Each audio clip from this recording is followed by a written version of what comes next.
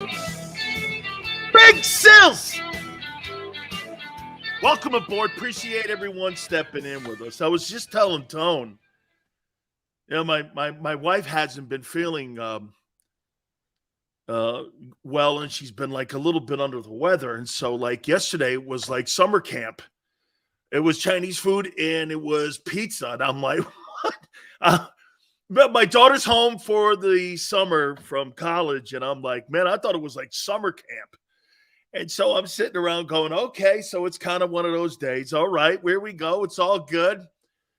And I'm not complaining. I'm just like, Jesus. I'm like, there we go. Okay, we got Domino's, pizza, and we got Chinese food. I don't know. Then again, I don't traditionally start my show out like that, but I'm in a summer camp mode. So indulge me here today. All right. Latest on DeAndre Hopkins.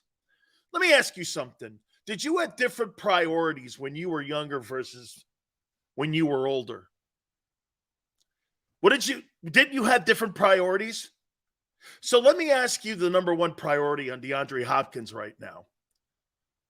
Okay? Is it winning or money? What is your number one priority? What do you want to do? You're 31 years old in 6 days. You're 31 years old. What do you want to do? Are you the same DeAndre Hopkins of 5 years ago? Probably not. Have you lost a little bit of a step? Probably so. Do you still have those amazing hands? Yes. Why is it the easy go-to for sports media people, especially in Philly? Well, there's not enough footballs to go around. That player is not who he was. He's who he is today. There's not a team on the planet that is going to give DeAndre Hopkins a 1-year, $23 million deal. Do you know why Odell Beckham got that money in Baltimore? He's a bigger perceived star. He's going to sell more tickets in Baltimore than what Hopkins would. Look at the teams Hopkins has played for, the Texans and the Cardinals. Odell Beckham is a social media magnet. You know, he's got one of the biggest followings. The biggest followings of a non-quarterback in the NFL.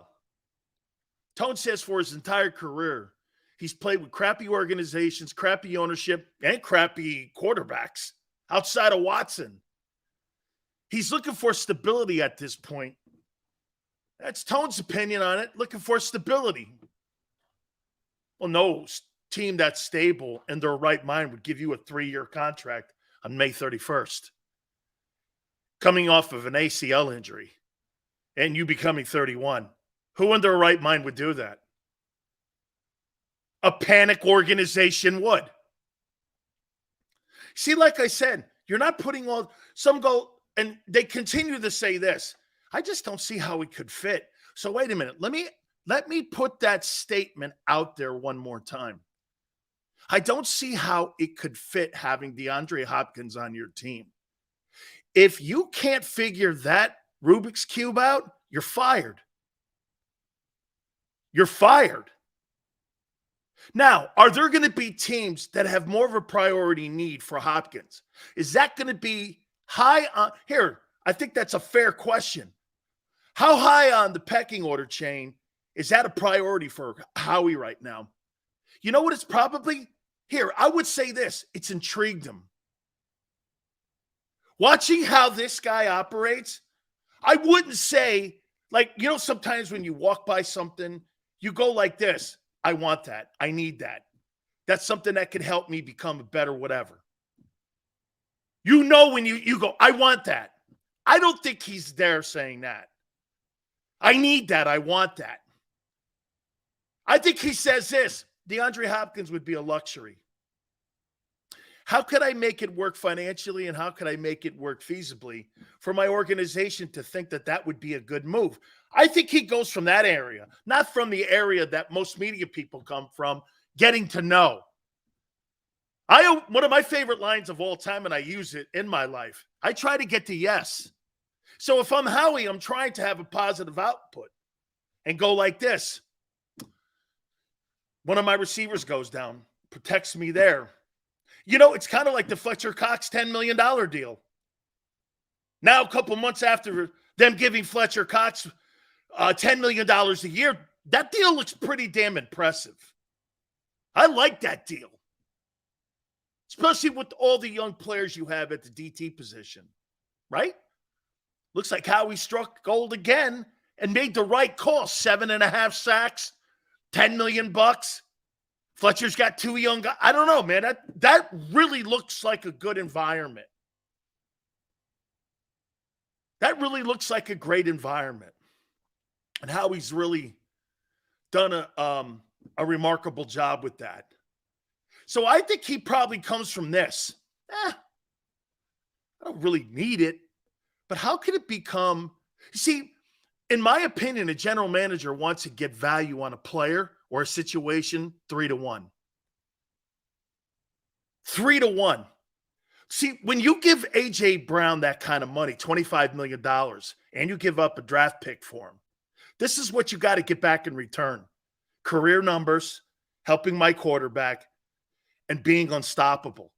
That's 3-1. Because all you do is, I paid him 25 for all that. That's worth it. You see, A.J. Brown is living up to his contract. That's living up to your, and by the way, on top of it with the cherry, you're winning. That's a 3-1 return. Let's take a look. What did he pay Reddick? $15 million? They figured out the Rubik's Cube there. He's one of the top sack leaders. He destroyed Brock Purdy in the NFC title game. He was a force down the stretch. That's 3-1 return on my investment of $15 million. Okay?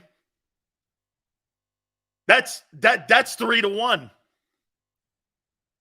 That's the kind of shit you're looking for. Darius Slay. Look how many Pro Bowls, all pro teams, since he made that deal with the Detroit Lions. Has it paid off and been beneficial? And they got him on a cheaper deal this year? 3-1, maybe even 4-1 return on that. Look at the return of investment he got on James Bradbury. Dude, so you got it. And it's harder with Hopkins. It is, because then we're talking about the 3-hole in the wide. Dude, if you were talking about the 2-hole in the wide receiver position, see, personally for me, if I'm DeAndre Hopkins, I might wait for the season to start and see who gets hurt. Because the receiver's going to get hurt. Then your value goes up. Then more teams panic. Wouldn't you wait?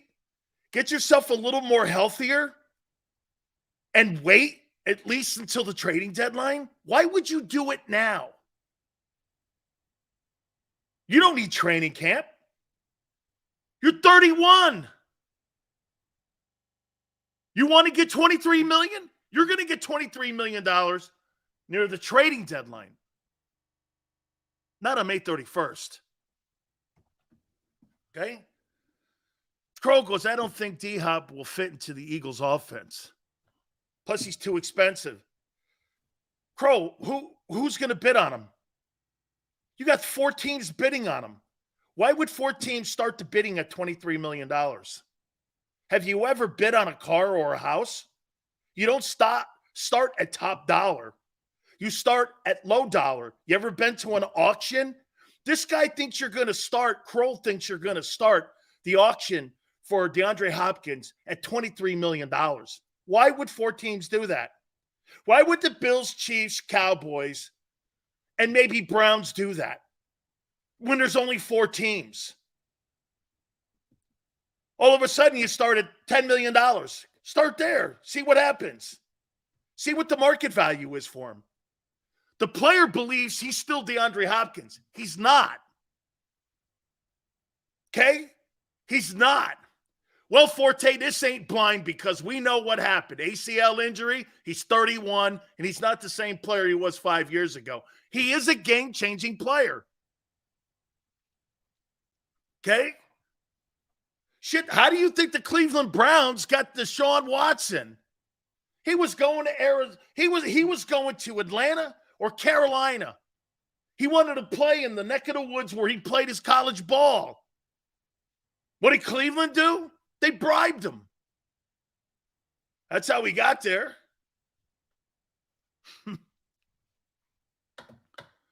Yeah. So, do I think the Eagles are in the top 5? Top 10? But I don't think Howie can make it work. And I think those other teams, especially the Cowboys and Giants, have to have some interest in this. Okay? I would. Here's why. I got to get closer to Philly. You see, more NFC teams like Seattle. You got to get closer to Philly and San Francisco. More Philly than San Fran. Until San Francisco figures out the quarterback stuff, you're not going anywhere. You're not going anywhere. And so, yeah, to me, if you're Dallas, Seattle, the Giants, I would say this. Those are teams that have to get closer to Philadelphia. The AFC teams really don't. Well, the AFC teams could use them too. Like, I'll tell you what, I'd love to see them on the other side of Ridley down in Jacksonville. Ridley and DeAndre Hopkins, you could make an argument they got maybe a top 3 wide receiving group. He's going to make some, like, if he goes somewhere and becomes a 2, holy shit, man. If he goes to Kansas City, he would be incredible.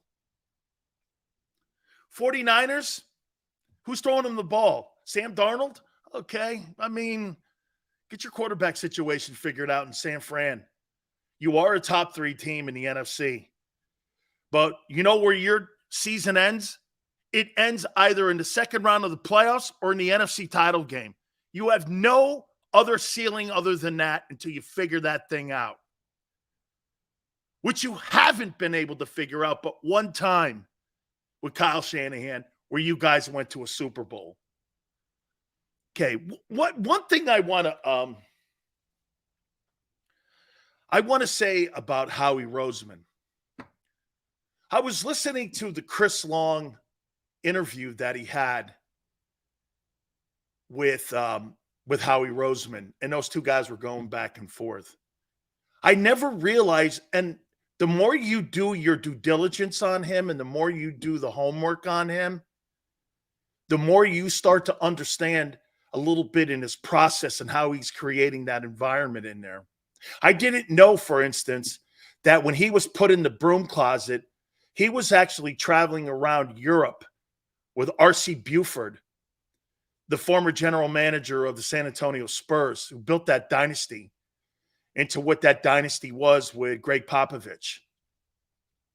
And those guys went around Europe and they were talking and they were looking at basketball guys. I thought it was interesting that he would go outside the NFL and get advice on how you run your organization. And maybe this speaks to why Doug Peterson at the end was one of the issues for Howie Roseman. You know what R.C. Buford said? It was the easiest thing I ever heard, but the smartest thing I ever heard. You know, Howie goes, how did you build these great teams in this dynasty with San Antonio? You know what he said? I hired people that I wanted to go to work with every single day. People I wanted to be around every day. And it made work enjoyable. Now, you have to be talented, of course. You're not going to be in those buildings unless you're not talented. But I thought for me, God, isn't that simple? Hire people you like to be around. Hire people that you enjoy going to work with every day. And one thing that has caught my eye over the last 3 years covering the Eagles is that is the environment at NovaCare. Everybody enjoys going to work because you know why? You hear the players saying it. You hear coaches saying it. You see positive energy. What's the thing we talk about all the time? Momentum. You see the momentum that the Eagles have, even after a Super Bowl loss. I thought it was really a poignant moment when I heard him say that to Chris, that, man, I'm hiring people now that I enjoy being around. Dude, people can have opinions. I'm sure he values a lot of people's opinion in the building. But that's what's changed the culture in Philadelphia since Andy Reid left. They've learned so much from Chip Kelly. There must have been so much hatred in that building for Chip Kelly that listening to Chris Long and Howie Roseman talk about, dude, you got to have people in the building everyone enjoys being around, or it's going to be counterproductive. You don't want to go to work.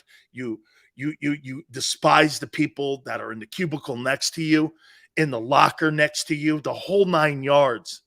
So no wonder they were very protective of Jalen Carter when that media guy went after him. Because can you imagine the people that have gone and done their work and have done all the homework on Jalen Carter to have some guy who didn't do any due diligence but maybe ask the position coach or some media guy down in Georgia about Jalen Carter and who he is, to get such a lame, outlying lying like that was probably insulting to them because of all the people that do their work and count on one another and trust one another.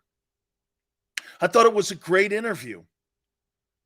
We took a lot of things away from that too, and we're going to have some topics here in a second on it, how he made some comments. But to me, R.C. Buford, I see it. R.C. Buford, I would say this point to you. R.C. Buford, Greg Popovich, the Patriots, they have a lot in common with one another. All role players, everyone knew their role when they came into the building.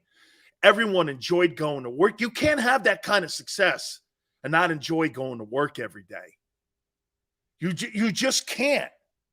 It's not possible to show up. Dude, you guys know this. Working in your own lives.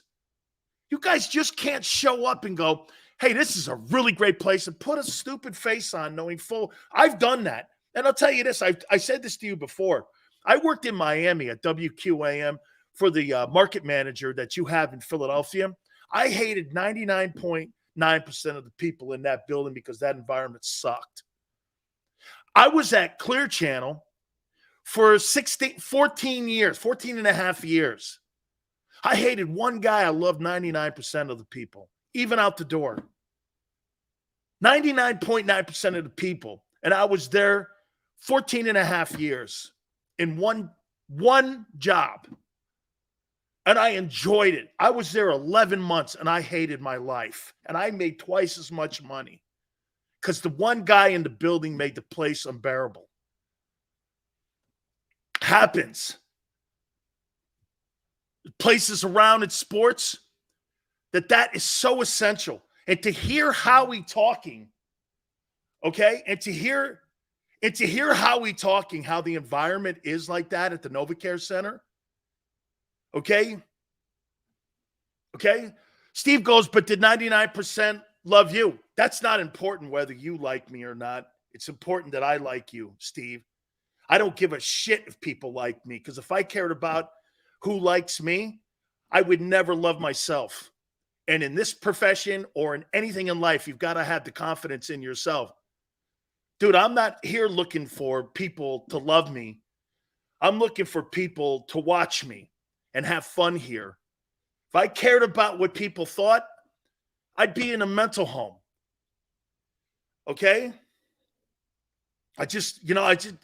That for me is the most. I learned that a long time ago in this business. If I cared what people wrote on social media or what people said about me, I'd be a basket case and I'd have been out of this and people would have beat me. You're not beating me. You can't beat me. You can't. You cannot beat me. You won't. Not happening. I beat myself. Yes. That's the only person that's beat me. has been me. Okay. I sound like I'm crying. Sorry. Yeah.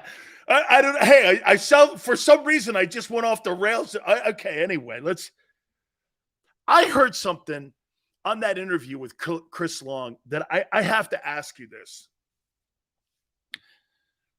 Okay. What was the best team that Howie Roseman has been general manager for? And I'm going somewhere with this new 2017 or this last year team. Okay. Dan just had a shroom flashback. Okay, sure. What was the better team? The 2017 team or the 2022 team? He beats himself. I got it now, Takeem. Thank you very much. Such a Philadelphia sports fan and so in the gutter, but I do love it. Yeah, Neil's asking me if I'm, yeah, man, don't worry. No, we're good. It's all good. I'm sorry I went there now. Michael goes last year. A couple more responses. The team that won the Super Bowl, Brian said. Okay, the Super Bowl team. Interesting. 22 says JM. Howie's answer was correct. 2017 because they won it all. That is the common thought process. Okay, last year's team, 17 coaches. Okay, enough here. I got enough here now. So let me ask this question now. Do you have to win a championship to really know what team is better or was better?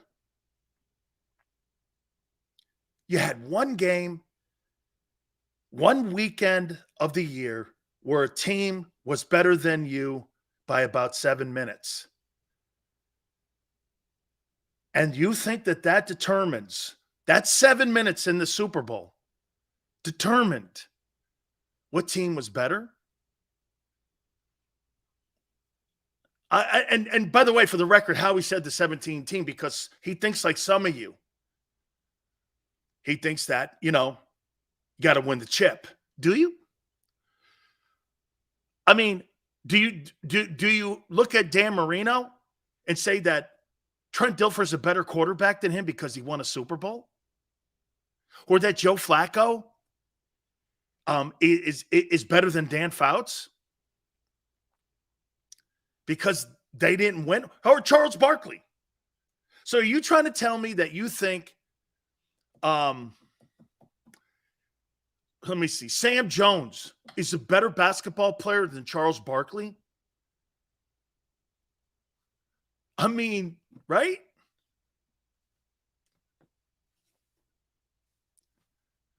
We need a chip is all that matters. Really? So 7 minutes of a football season that the Eagles didn't win the Super Bowl in 2022, in your opinion, means that the 17 team was better than the 22 team because of 7 minutes in a ball game. Yet you gave up 500 yards in total offense, well over 500 yards in total offense versus Tom Brady. Okay, it's Brady. Got it. The GOAT. So that's a good point, Bob. So you think the Buffalo Bills going to 4 straight AFC championship games and winning them, losing 4 Super Bowls, they're not one of the greatest teams of all time. A field goal. You think that the Giants were better. Or a missed field goal. A missed field goal. And that Buffalo Bills team, who won 4 AFC titles, is not considered one of the greatest. Why else play, 11 says. I think it's a great question. I do. So you guys think that 2014, let me ask you this one. You think the 2022 team Or do you think the 2014 was better?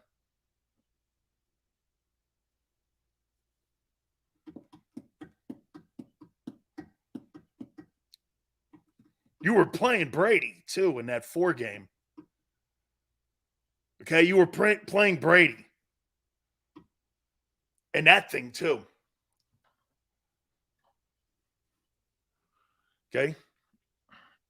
By the way, Chris Long said last year's team was better than the Super Bowl team. Last year's team, he said, was better. Said it, they were more dynamic on defense. They had better playmakers than they had. But Howie went, you guys won it, though. I kind of sided with Chris. I don't think 7 minutes decides whether or not you – dude, if you got blown out in that game and it was evident – how many people really believed that Kansas City was the better team? Why do I come away from that Super Bowl 58, thinking that the lesser team won the Super Bowl? Kansas City, in my opinion, is not a better team than you. They had a better night than you. Can we do that?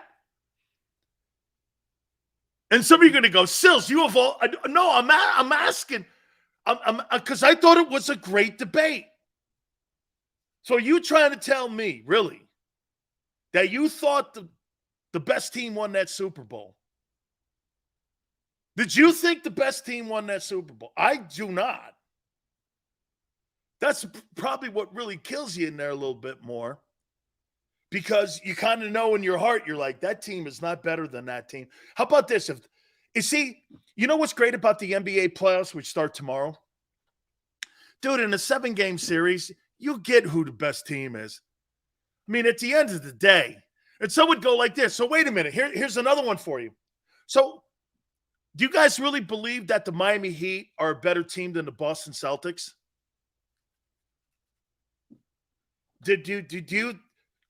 Or hey, the Heat versus the Nuggets. You would look at the Nuggets and go, the Nuggets are superior. I don't know. Robert Horry's got 7 rings. He's got more rings than Larry Bird. He's better? You think Robert Horry's a better player than Larry Bird? Or LeBron James because he's got more titles? Well, he's got more titles than LeBron. He's got 7 championship rings. Is he better than Tim Duncan? I wonder if it matters more individually than it does team-wise. I think your 2022 team is the best assembled, talented roster I've seen. I'm trying to think of the best rosters I've ever seen in the salary cap era.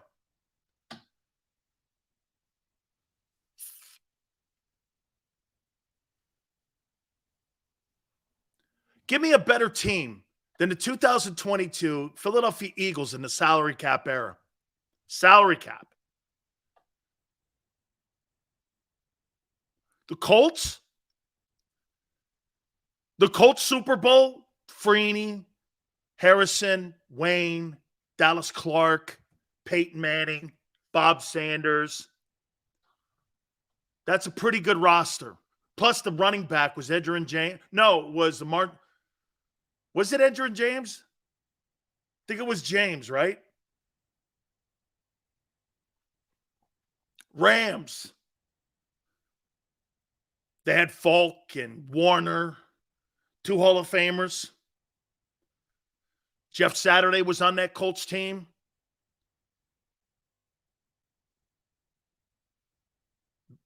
Seattle Super Bowl. Seattle had a great football team. Lost to the Steelers. Buccaneers.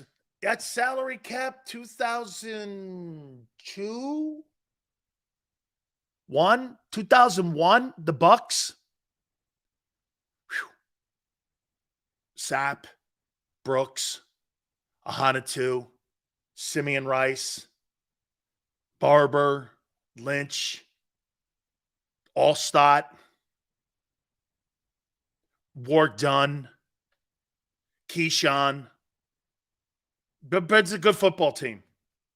That's a good football team. That's a good football team. So you guys do believe that you have to have the championship chip to call yourself the best. Okay, I don't think you're wrong. Here's where I come from this, because I kind of tied it in. My 1987 national championship Miami Hurricane team was nowhere near as good as the team the year before when Penn State upset us. They were not better. I can't usually say that publicly, but when I heard Chris Long say that, I'm like, dude, the next year, it was all of our backups that won the national title. They were all of our backups. Any positions that they had were our backups. We were a better team, but that night we lost. Circumstances were crazy, but we lost still. It's an L. The next year we won it, undefeated. But I will always contend that the year before we had the better team. Shit, I would even say that 2001 Hurricane National Championship team, I don't think it was better than the 2002 team that lost to Ohio State in the national title game. I think that team was better than the 01 team. And the 01 team put a bunch of guys, they almost put as many guys as we put 65 guys in the pros off an 83-man roster at Miami in my 86 team. My 86 team put 65 guys in the pros. Juniors, seniors, sophomores. Okay? So I liked when I heard Chris Long say that. He was like, so, he was talking to Howie, and he was saying that, I thought I think the 2022 team was better. It's just here. Does this sound better, Tone? The 2022 team was a better football team than the 2017. The 2017 team is more accomplished. They're more of an accomplished team because they won the Super Bowl. The 2022 team was the better unit, I think. Okay? Foles played out of his mind, but Hurts played out of his mind all year long like that. And it was one guy on the horse. It wasn't two dudes. It was a whole different thing. So the 17 team is the most accomplished team in Philadelphia Eagle history. Plus, they won 17 games that year. I mean, they won 17 games. But the 2022 team had the most talent on it. It was the most talented football team, the Philadelphia Eagles. If someone goes, Sills, what's the most talented football team in the Super Bowl era that the Eagles have ever had? It would be the 22 team. More than the 04 team, the 17 team, the 80 Super Bowl team, the McNabb Super Bowl team. I would say that, to be fair. Okay? All right. I want to get into this other topic here. And by the way, I think there's going to be some free agents that are going to be. Actually, let's do that now. Now I know why you guys are talking to me about Patrick Queen. I did some research on it. There's a really great chance tomorrow he'll be released by the Ravens. You're right.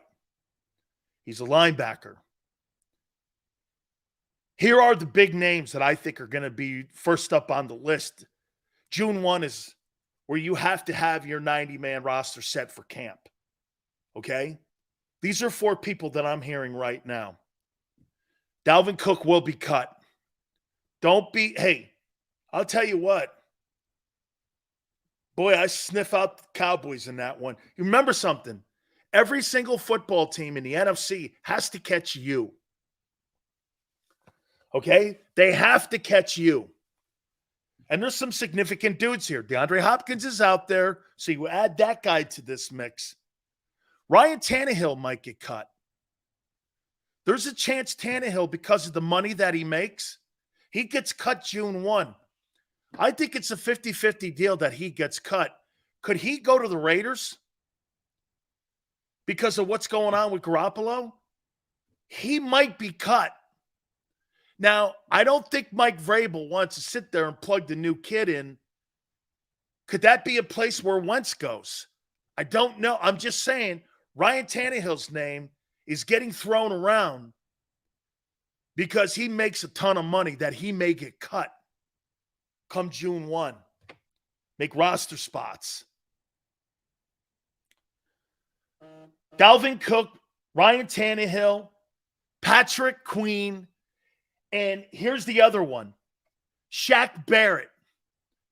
Now, he's coming off, I think, if I'm not mistaken, what did Bruce Arians tell me 2 nights ago? I think, if I'm not mistaken, I think Shaq Barrett's coming off of an Achilles injury. That's an old man's injury. So I don't know if he's going to be ready for the start of training camp. Shaq Barrett, linebacker, he's still recovering. Would Shaq Barrett be something that the Eagles would invest in and sign? And he could be ready by the start of the season or the first, at least, quarter pole of the season? Or are you looking and circling yourself right now for Patrick Queen? Now, here's the other guy. I do not believe that they are going to cut this man. I do not believe that the Bucs would cut this guy. But Devin White, I do not think that they will cut him. But we're talking about a guy who wants a 3-year contract extension, and he's a $20 million guy. But the Buccaneers are in cap hell right now. Okay? Got to kick the tires on Shaq Barrett. Shaq Barrett's a heck of a pass rusher and a skilled linebacker. He's a skilled linebacker. Okay? Skilled. Big Pickin goes, Patrick Queen makes the most sense. Devin White for a second round. They may cut him. Wait until ERA. I would say this. Yeah, it's okay. Second rounder for Devin White plus $15 million. See, here's why I like that deal, what you're saying. I'm not going to sign him to a 1-year contract, though. I want him on a 3-year deal, 15, 20, 25, something like that, or 15, 18, and 20. And here's why. He's 25 years old. He's been a captain for 3 years on the Bucs. You could keep that guy in that linebacker position. Remember what I told you about getting a return on investment 3-1? That guy could be the inside middle linebacker, and then you could probably play around with N'Kobe on the perimeter on strong side or will linebacker, and you could play around with him and help him come along more with Devin White in the middle there. And that guy gives you 3-1 return on investment. He's a superstar player. He could be in your defense for 10 years, and he's going to play behind your 2 biggest investments that you've made in the draft the last 2 years. See, this is something else that I think Eagle fans aren't plugging in here. You're going to have a 1-year player who's never started in the NFL in Jordan Davis, or never been considered a starter yet, Jordan Davis, and you're going to have Jalen Carter, and you're going to have a rookie. So your triangle has 0 experience in the NFL. Every coordinator on the planet, I don't care how much talent you think they have, they're going to attack that because they attack knowledge in the NFL. They don't attack names. They attack knowledge. They're going to come right at you. That's why having a guy like TJ Edwards or Kaiser White, who are experienced professionals, was such a huge factor last year. And then when you got 2 more professionals in Linville Joseph and Ndamukong Suh, you got 2 more pros. That team last year had all those professional mentality men that knew how to play the game on that defense. You don't have that this year. You got it in spots. What does that mean when I say that? You had that all over the team last year. Now you have it in spots. Well, anytime you use the word spots, that means you have holes. There's more holes on this defense this year than by far there was last year. And the holes on the defense last year, limited in run stopping, linebackers couldn't cover backs and tight ends, and the safety struggle in the middle of the field against high percentage completion quarterbacks. That actually was a 2-year thing. Actually, all three of those things I named were 3-year issues that you had in your defense. You were exceptional on getting to the quarterback. You were great on zone coverages. You were never asked the press coverage because that's not what they did, because they didn't play very many good people. They didn't have to worry about that. They played center field all year. They weren't a duo like they have in Dallas. You see, your duo you think is better, but you don't play man coverage. Now, some would go, well, that's by design. Okay. But don't sit there and tell me you have the best, because when you were asked to play man in the Super Bowl, you ran into one another. When they were passing wide receivers off, Andy Reid made the defensive backs on the Philadelphia Eagles last year look like it was the Keystone Cops. You were running into one another. Go back and watch this. Go back and watch the fourth quarter, especially. You were running into one another, knocking guys off routes that were covering wideouts, but they were your own guys. Made it out of the NFC with holes, Eagles said. Yeah, you played the Giants. And you played Christian McCaffrey in the 49ers in the title game. You were never threatened last year in the NFC. You were never threatened. And it wasn't, and the NFC's not very good. The only team in the NFC that can win the Super Bowl are the Eagles. There's 6 teams that can win the Super Bowl in the AFC. 6 teams. In the NFC, there's not a team outside of Philly that could win that thing. You're not beating the Bills and the Bengals if you're the Seahawks or the Cowboys. Let's take the Eagles out of the conversation. What team do you really think could challenge the Chiefs in the Super Bowl from the NFC? Name me one. The Cowboys? The Seahawks? The Niners? Well, figure out the quarterback and get back to me. Okay, now, the Niners? You think the Niners, with Christian McCaffrey playing quarterback or Brock whatever playing quarterback, is going to beat Andy Reid and Patrick Mahomes when they just beat, I said, the best roster that the Eagles have had in the Super Bowl era? Not likely. See, this all ties in what we're talking about here. Saints can beat the Chiefs, the Bengals, the Bills, the Jags.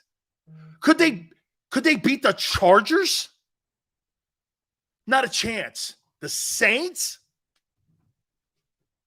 If you take Philadelphia out of the equation in the NFC, it's JV.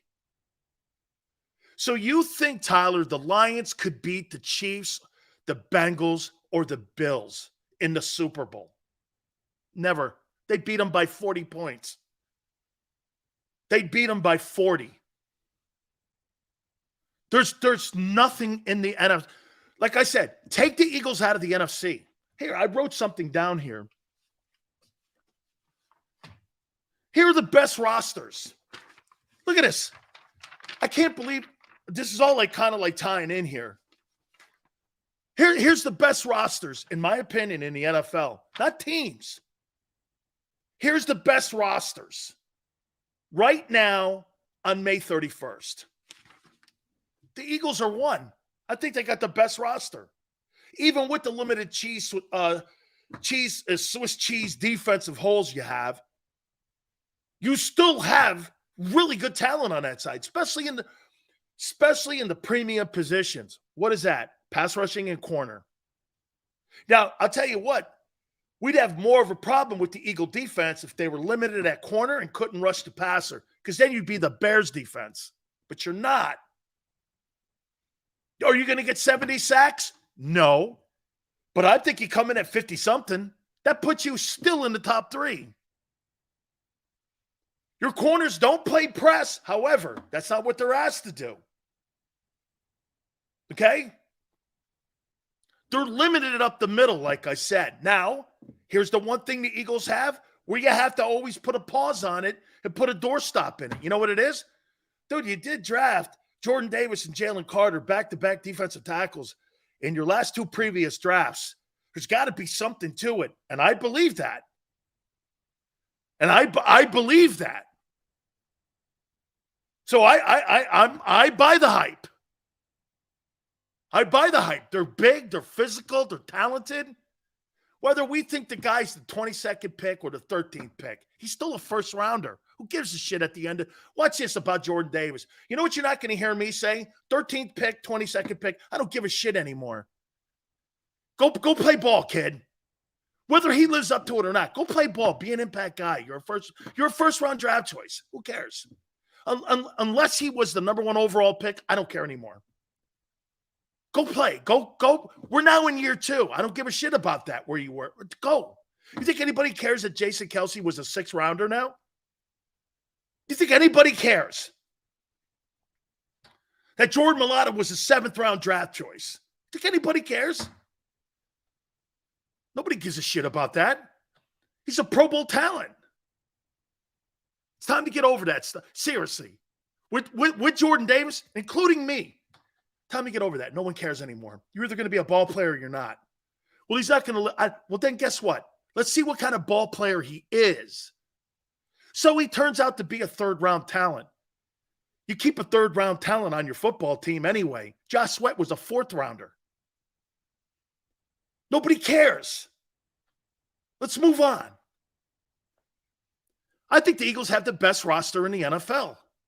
Again, for the 2nd straight year. Wait till I get into this Howie Roseman topic. I heard something and I dissected it the only way that I could dissect it. And it's a conversation on what Howie's doing and how he's building the roster and how I took away from it. I got the 49ers as the 2nd best roster. Again, quarterback, you got to figure it out. They got the 2nd best roster. Do you know what more of the shame is in San Francisco? You have that roster. And do you know what you're doing in San Francisco right now? You are wasting every single bit of leverage will ever have in that organization. I'll tell you here in a second. Weapon goes, we got away with murder with last year's schedule. If Hurts didn't boss him so fast, we was talking to quarterback, and we were taking a quarterback in this year's draft. Hey, but he did. Okay? But do you know what San Francisco is wasting right now? Look at what they're wasting. They're wasting away with all that talent. You spent $20 million on Javon Hargrave. Okay. Overpaid, but whatever. But here's where you're missing it. What was the biggest advantages on how John Schneider and Bill Belichick built those two franchises over the last 15 to 20 years? What was the biggest advantage? Their quarterbacks were taken in later rounds. How he's utilizing that right now. Brady was a 6th rounder. Russell was a 3rd rounder. I told you the story before. They had a backup quarterback for the first 2 years. Russell Wilson was a starting quarterback in Seattle, making more money than him. The backup quarterback was making more money than Jalen Hurts last year in Philly. But what were they able to do? They were able to go into free agency. They were able to give contracts to players and corners and people like Darrelle Revis, keep guys like Hightower on the team, right? They were always going to be cap integrity, but they were going to pay the premium positions. Seattle built that defense. And get this, if you look at all the players that they built that defense with, the majority of them were taken in later rounds, not the first round. Guys like Cam Chancellor. But they used the leverage that they had with not having to pay their quarterback $35, $45 million, whatever it is. You're losing that. Every year that San Francisco doesn't figure out the quarterback, you lose that leverage that you have on building your roster. John Lynch has a roster that he's going to start having to – he's assembled a great roster, but he doesn't have the captain on the ship right now. That's why they're limited in how far they go. He knows it. ERA, the Niners are a Lamborghini with flat tires? Yeah, that's exactly what they are. You're a boat without a rudder. I don't care what it looks like. You're not going nowhere. Still, you're wasting a great roster. Here, let me put it to you this way. If Jalen Hurts was on the 49ers, nobody would beat him. Because I do think that's a phenomenal roster. But Jalen takes the Niners. I got the Bengals third, underrated defense. I think the Bengals are the team to beat, actually, in the AFC this coming year. I think they are the team to beat. I think they got the best roster. Joe Burrow is a great leader. He's a great quarterback. I think the Bengals are the team to beat in the AFC. By the way, last 3 years, they've been sensational. Now they got to win it. I got the Bills 4. Bills, in my opinion, I think they got a 10-year window with that quarterback. I think the Jaguars are 5th. I think they got the 5th best roster. I think the Chiefs are 6th. I think they got the 6th best roster. I got the Dolphins 7th. I think they're loaded. I got the Lions 8th. I think the Lions have more talent. Hey, would you guys agree? When I look at the Lions, especially when they get Jameson Williams after his suspension, I would say the Lions have more talent than the Dallas Cowboys. I don't have a problem saying that. Cowboys running back position, I don't know. Okay? I mean, their wide receiving core kind of upgraded with Brandon Cooks. Tight end position's terrible. The offensive line is getting older. But I want to show you one thing before I continue here. Well, let me finish. I got the Seahawks 9. I got the Chargers 10. These are the 10 best rosters. The 10 best rosters. Not teams, rosters. Eagles 1, Niners 2, Bengals 3, Bills 4, Jags 5, Chiefs 6, Lions 7, Dolphins 7, Lions 8, Seahawks 9, Chargers 10. I could put the Jets there.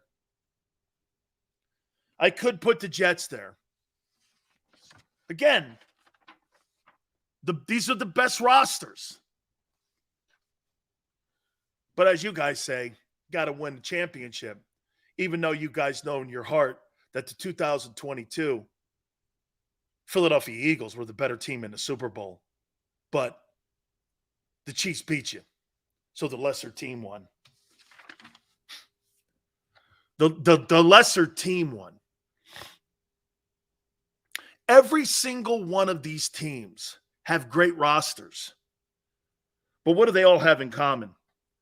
They got quarterbacks who have been in the MVP conversation the last year, put up great numbers, and look how young they are. Bengals working on a new contract for Burrow. Bills just got a brand new deal done for Allen. Lawrence still on a rookie deal. Chiefs, Mahomes, they've gutted the team, still won the Super Bowl. Tua, they picked this option up. Lions, a reclamation project in Jared Goff. You know what's funny also about this list? There's 3 teams on this list that didn't have first-round quarterbacks. Eagles, Niners, Trey Lance, I don't know. You want to count, you could count it like a half.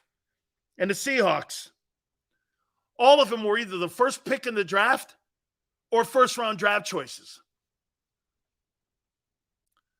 Niner guy all day goes, Hurts isn't all that either. 22 passing touchdowns. Yeah, but you're not looking at the most important number.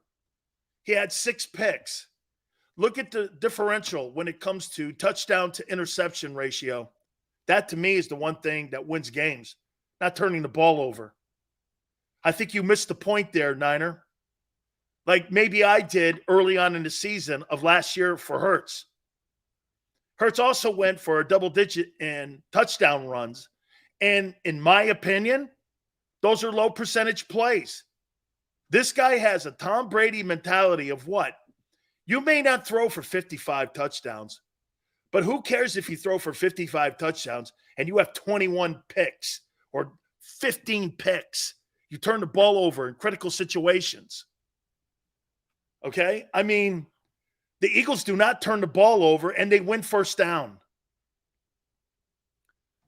So, I mean, just between Jalen Hurts and Miles Sanders a year ago, you had over 21 touchdowns. I mean, just between those two guys running the ball. The number one thing in the NFL to win football games, the Eagles have figured out. Win short yardage, stop the run as best you can, and don't turn the ball over. And they mastered it last year. Hey, there's no doubt that Patrick Mahomes had a sensational season, and he ended up closing it up by winning the Super Bowl. He's a generational player, no doubt about it. But the Eagles got there also by playing great football, turnover-free football, and injury-free football. That's how they won. It's a smart approach. It's not fancy. Even though at the end of the day, you know what you do? You look up and you go like this. Damn, they put up all those numbers? Wasn't really dramatic, though, was it? And you're like, shit, man, that's still some good ball. Right? That's still some great ball, man. So they're turnover issues. And by the way, once again, when it comes, yeah, you're going to have this three-headed conversation in the NFC. And again, my point, once again, the NFC, I mean, what's the challenge? How many people really believe that Daniel Jones is the dude? Daniel Jones, I can't believe. I feel like doing this. Daniel Jones? Why do I think Jeff Hostetler's better? I mean, when I look at Daniel Jones, do I see one of the great giant quarterbacks? I see a Dave Brown. I see Dave Brown when I see him. Maybe a better Dave Brown. I mean, right? Do you guys even remember who Dave Brown was? I did. Am I right? I mean, when I look at Daniel Jones, I go like this. I don't know, a better Dave Brown. Remember that guy who played quarterback for them? Is he better than Kerry Collins? I mean, the thing about the Eagle offense is that it wasn't really flashy. It was productive and efficient. Make mistake-free. I could get behind. Yeah, anytime. Well, here's a comment. Here's what Jimmy Johnson used to say to us, whether it was the Cowboys or whether it was at the University of Miami. It's not about spectacular plays. It's about not making the dumb plays. The team that it's not the team that makes the greatest plays in the game that wins the Super Bowl. It's the team that doesn't make the stupid mistakes during a game. And when you make the stupid mistakes, you drop the ball in the Super Bowl. You're doing coverages in the fourth quarter that you hadn't done all year when you started playing press coverage. Things that you didn't do, and you came out of character. And you weren't prepared as your coordinator for that game. That, to me, again, is why the lesser team came away from Arizona, and everyone in Philadelphia, I'll tell you this, that loss by the Eagles could have set that franchise back just like it did Atlanta. Look at what Atlanta's been digging out of for the last, what is it now, 5 years since Brady won that thing? 4 years? I mean, he sent that franchise into the toilet. Into the toilet. They never, they haven't, I don't think they've recovered since that season. I don't think they've recovered. And then you turn around and again, like I said, who do the Eagles have to, I mean, you look at the Eagles in the NFC. I mean, Dallas, okay, because Dallas plays great against Philly. It's a rivalry. And quite frankly, I would say the best rivalry in the NFL right now in the NFC is Cowboys and Eagles. It's not Bears and Packers. Are you kidding me? That's not watchable. Jordan Love and Justin Fields, please don't wake me up for that. Okay, don't wake me up for that one. 49ers and Rams, yeah, that's a good one. Okay, that's a good one. Okay, but I mean, Detroit, Minnesota could be something. Seattle, San Fran's not bad. Dude, but it's Cowboys and Eagles. Those will be the two best teams inside their division playing against one another for an opportunity to go to either the Super Bowl or the NFC Championship. 5-star 49ers, the Rams and Sean McVay does a great job on him. Okay? I got a spin on Howie Roseman. I heard something, and I want to throw this at you here. I'll tell you something. I heard him on that Chris Long podcast, and it is a ton of content. And I got to listen to him, how he sees things a little bit more. That R.C. Buford and that conversation that he was talking about on how he hires people to have a great environment at the NovaCare Center. That comes from the owner too. But there's a spin on what he's doing with your roster now that I loved. I want to hit on that. Hey, by the way, remember something I told you? My friend Jason Cole's going to come on with us in hour 3. Be nice to him. You know why? He's going to vote for Eric Allen. I need you guys to be nice to that guy. And I'm not just putting him on for shits and giggles. This is why we put all the Hall of Famers on when it comes to voting. I tried to get Rick Gosselin. Rick's having an unfortunate circumstance go on in his family. He's also on and the chairman of the committee. Okay? That's why these guys are on. They're on for you, not me. I don't give a shit. I don't have to have guests.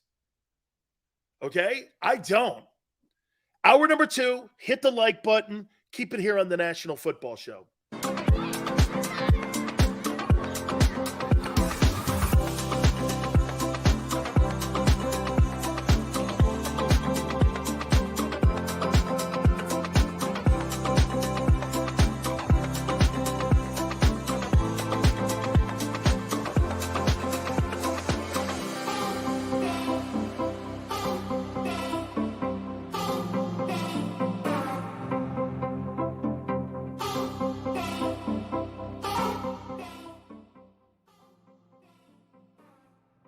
Heading down the shore, have a ball once more. Here, imaginations run wild and time stands still. Because here, you can find the best of the Jersey Shore, all on one 5-mile island. So leave the old you behind and get lost in the woods. Wild, wild, wild wood days.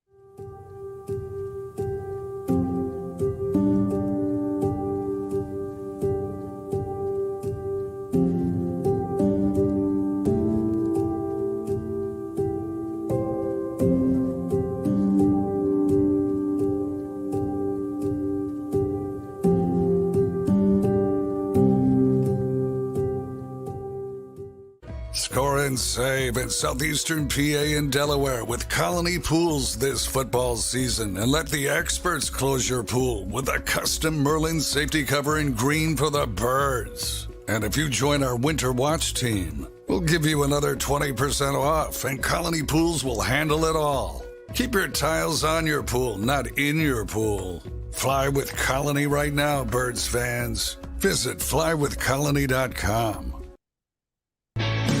Hi everybody, my name's Jason Lombardi. I'm an inspector at DryTech. At DryTech we offer 3 major services, the first one being basement waterproofing. The second service we offer is foundation and structural repairs. And then the third service that we offer is mold remediation. If you feel you are having a waterproofing issue, give DryTech a call or check us out online.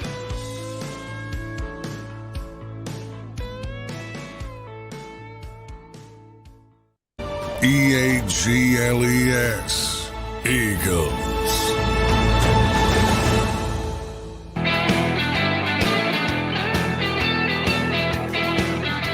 Big Sales National Football Show. I'm going to get to Howie Roseman here in a minute. Please hit the like button.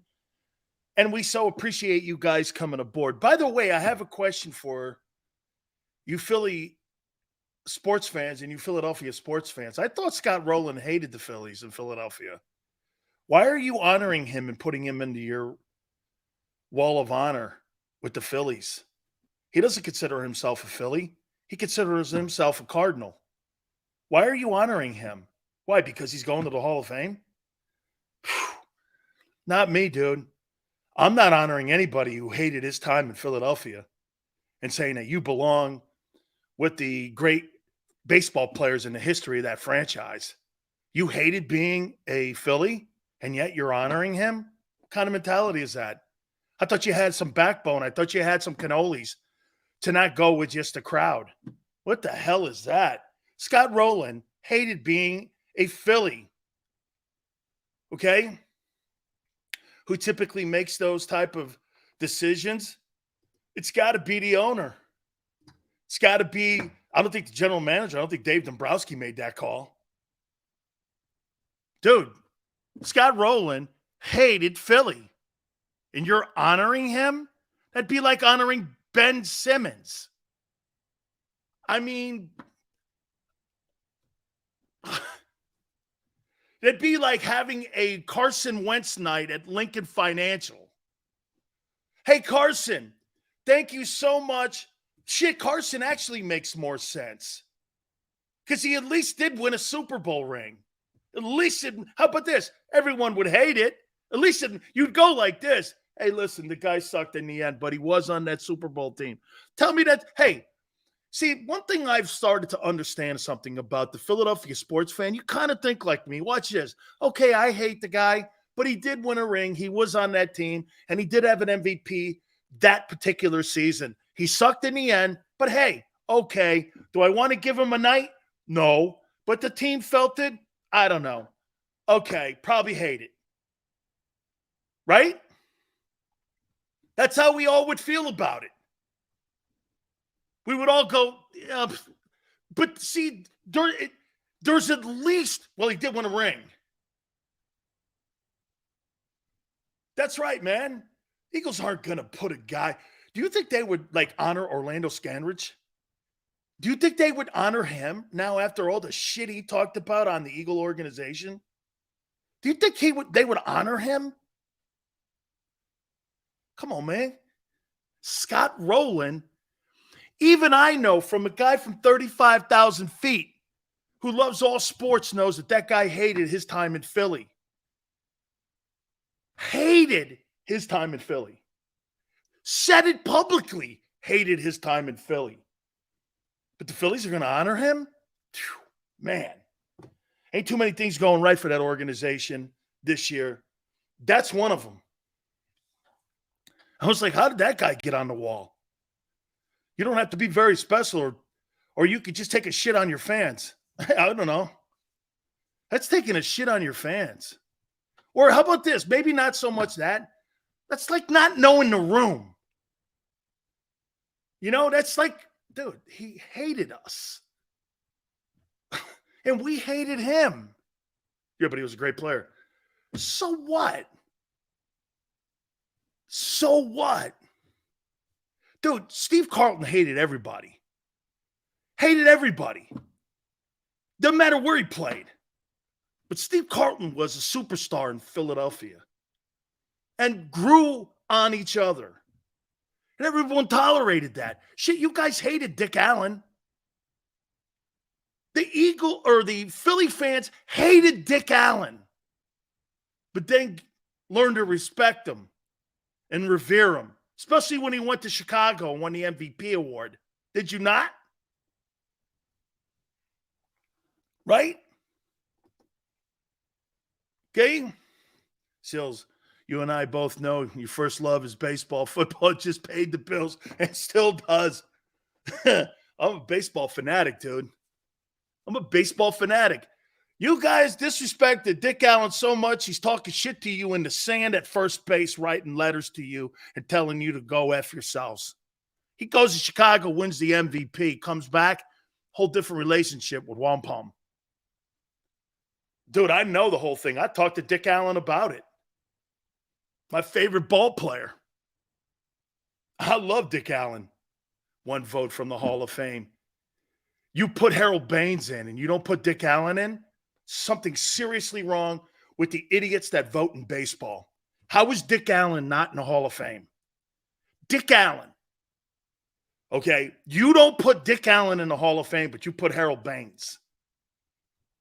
You put Edgar Martinez in, but you don't put Dick Allen in.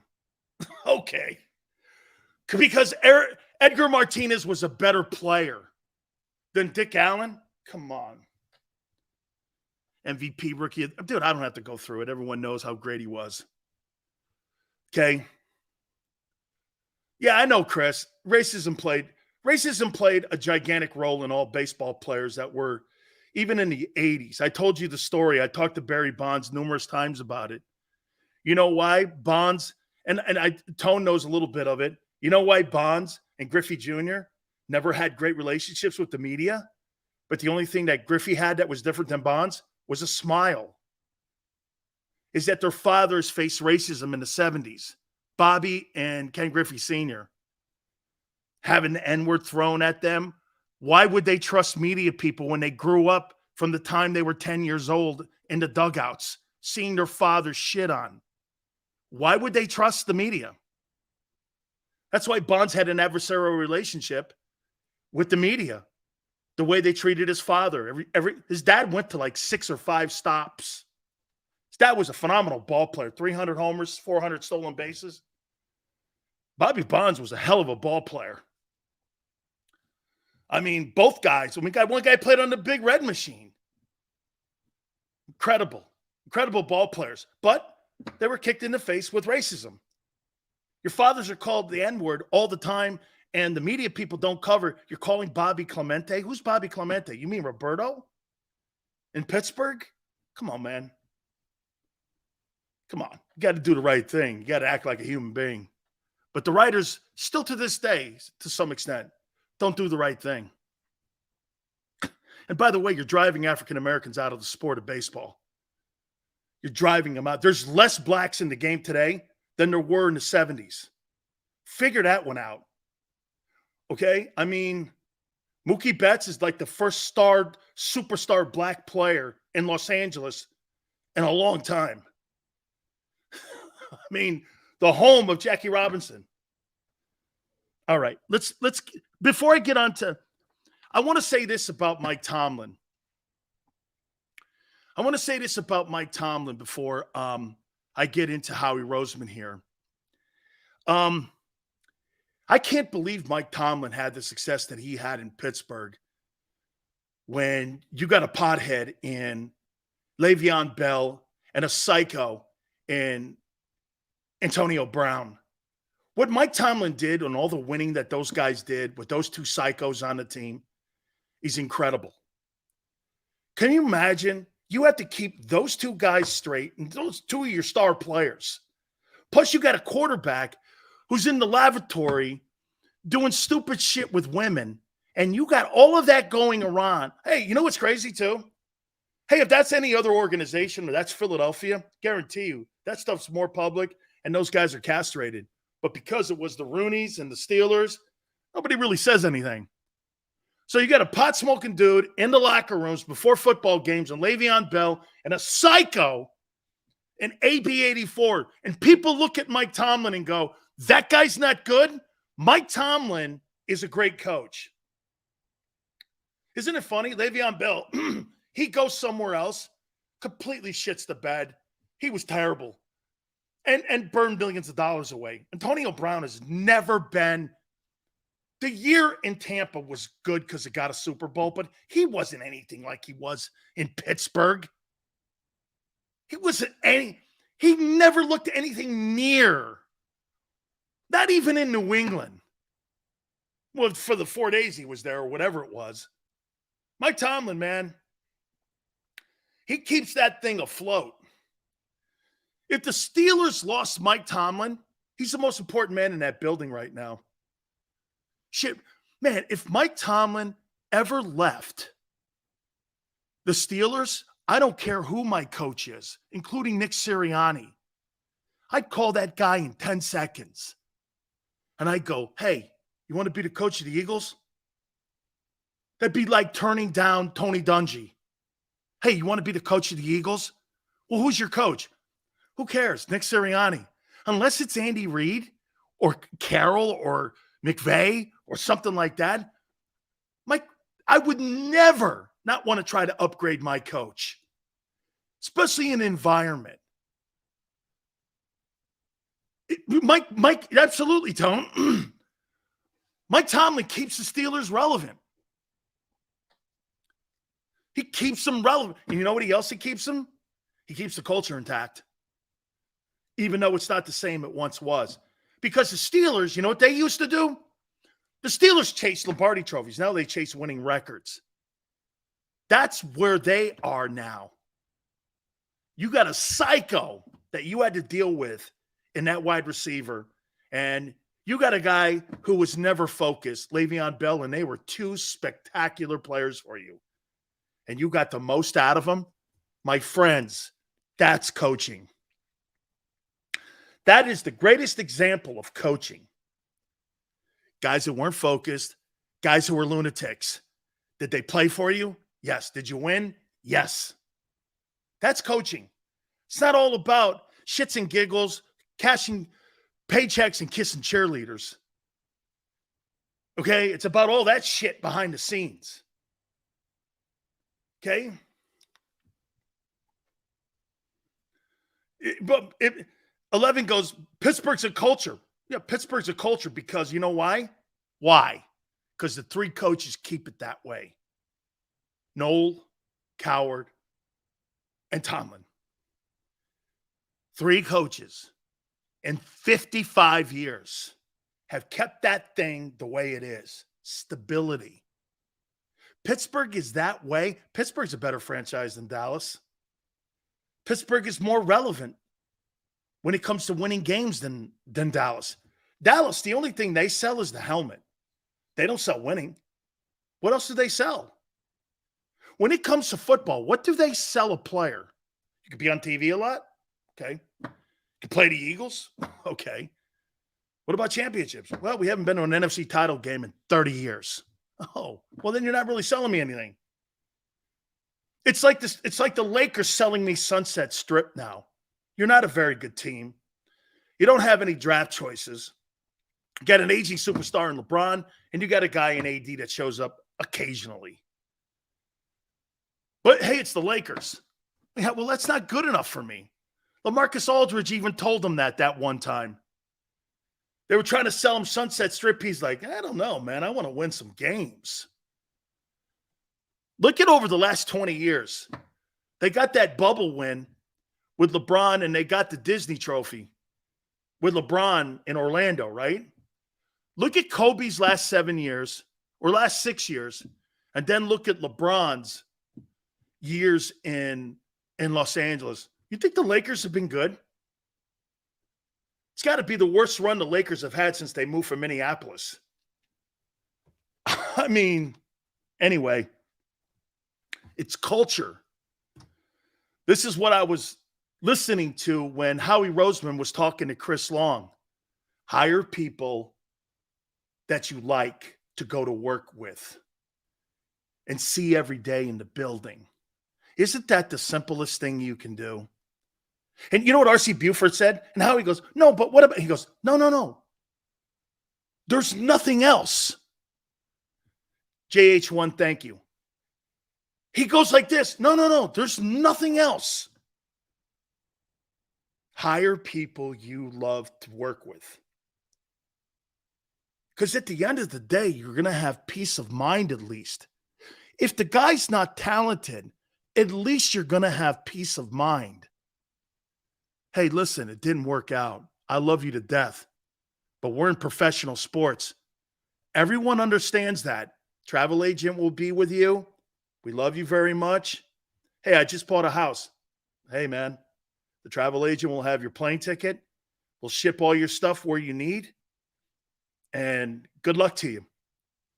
This is professional sports. This is not daycare center.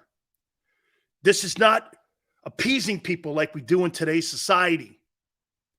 Making you feel good is not my job. You get paid, we pay you, and you have to go win us games. It's not about who you like. It's about doing right by you. Okay? So, hey, when you got to talk to somebody and somebody looks at you in the face and goes, hey, listen, we're releasing you. How would you like to, how about this release? Like Kevin Colbert's been on this and he told the story. So the D-line coach, Lamar Leachman of the Lions, okay, who coached Lawrence Taylor and coached Jim Burton, all them guys, was the D-line coach in Detroit. I started every preseason game. And this was me coming off a spring ball, getting my life back in order after I almost died from being sick with meningitis. Dude, I was on my deathbed. I was out of the game for 2.5 years, sick as a dog. I was in a wheelchair for 6 weeks. I couldn't walk. My wife, girlfriend then, carried me to the hospital or I would have died. I had a biopsy done on me right in front of her. The priest came in and they were talking. They told my family, I don't know if he makes it. I don't know if he makes it. I was out of the game 2.5 years. I couldn't walk. I couldn't walk. I built myself back up. Galen Hall was the Gator coach back in the day when I killed his teams. He gave me a shot. I was like 20-something, 6, something like that, 7, maybe 7. I just had bad luck and bad decision-making for my NFL career. It was just, so he goes, you want a shot? Tracy Rocker was on that team. You know who I beat out? Tracy. Tracy was the first pick in the World League of American Football second draft. He was the number 1 pick. I beat him out. And they knew I was going to beat him out. Tracy came to me and he goes like this, I can't do it. But I knew Tracy had hurt his knee in Washington with the Redskins. Okay? I knew he had hurt his knee. Tracy won the Outland Lombardi. I thought he was a fine ball player at Auburn. And he and I sparked up a really great relationship. Shit, do you know who else was on that team? Some of you may remember the name Kevin Allen. I think you drafted him 6th overall. He was the largest man, was accused of raping an assistant coach's daughter, which wasn't true. Became friends of mine. I love Kevin Allen. Kevin Allen played at Indiana, I think. Okay? He played at Indiana. I don't know if you guys remember that. He was a big kid, man, 6'6". I mean, he had a waistline like this. I mean, this guy was a horse. Big as shit, man. I mean, a power guy, and I loved him. So I get there, man. I play. I make all World League honors. I do all this and that. The Lions sign me. I play every preseason game. They call me in. And this is how they do it to you. They called me in, and they went, listen, it was Ron Hughes at the time and Rick Spielman and Kevin Colbert. We don't want you to go. I go, okay, what is this? Why did you tell me to bring my playbook? He goes, because Wayne wants to do it. And I went like this, Wayne? Everyone, assistant coach, general manager, assistant to the general manager, president of the team. I was the last player. I walk into Wayne Fontz's office. He goes, I'm sticking with Lawrence Pete. We drafted him. Everyone went. So they kept me around for a while. I still have one of my bonus checks. I show it to you guys occasionally. And they kept me around for about 4 weeks so I can get the 4 games on my credit. But you know what they said? The travel agent? Thank you very much for being here, doing all you did for us. We know what you did. You started all 5 preseason games. We know how it's ended. Here's a check for $35,000. Da-dee-da-da. Your plane ticket's here. That's how they let you go, man. Okay? Yes, Neil. Correct. So and years later, my wife met Wayne Fonts. We were at a Buccaneer event because he was an assistant coach. My wife, man, she's not going to put up with anything. She talks a ton of shit to me, but we were in this suite. I have Rich McKay sitting on the right, who's the president of the Atlanta Falcons at the time. We were playing the Falcons, the Bucks, and he's sitting there. It was alumni night. And, yeah, man, Wayne Fonts looks over at my wife, who was my girlfriend then, goes, one of the biggest mistakes I ever made was letting Dan go. He was a great player. That guy didn't get up but 2 seconds, and my wife goes, hey, you know what? Fuck that guy. And Rich McKay goes like this. Did she just say fuck that guy to Wayne? I go, yeah, she did. He goes, that's a keeper. He goes like this. That's a keeper. I go, I know. I've been with her for like 10 years already. I've been with her now 30 some odd years. Yeah. So he goes, that's a keeper. I go, I know, Rich. Oh, man. NFL's rough business, my friends. That's why you got a great culture in Philly. And I'm learning more about it. Let me tell you something that I learned also about Howie Roseman. I think you guys are really going to dig this. I'm listening to Chris Long talk to him. And do you know what Howie is doing now? He's getting ahead of the curve.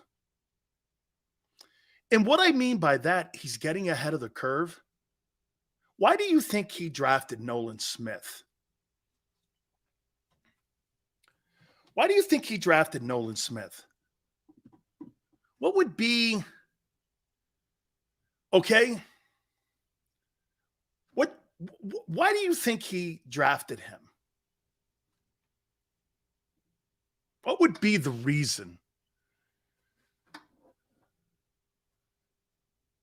What would be it? So he can cut Reddick. To replace Reddick?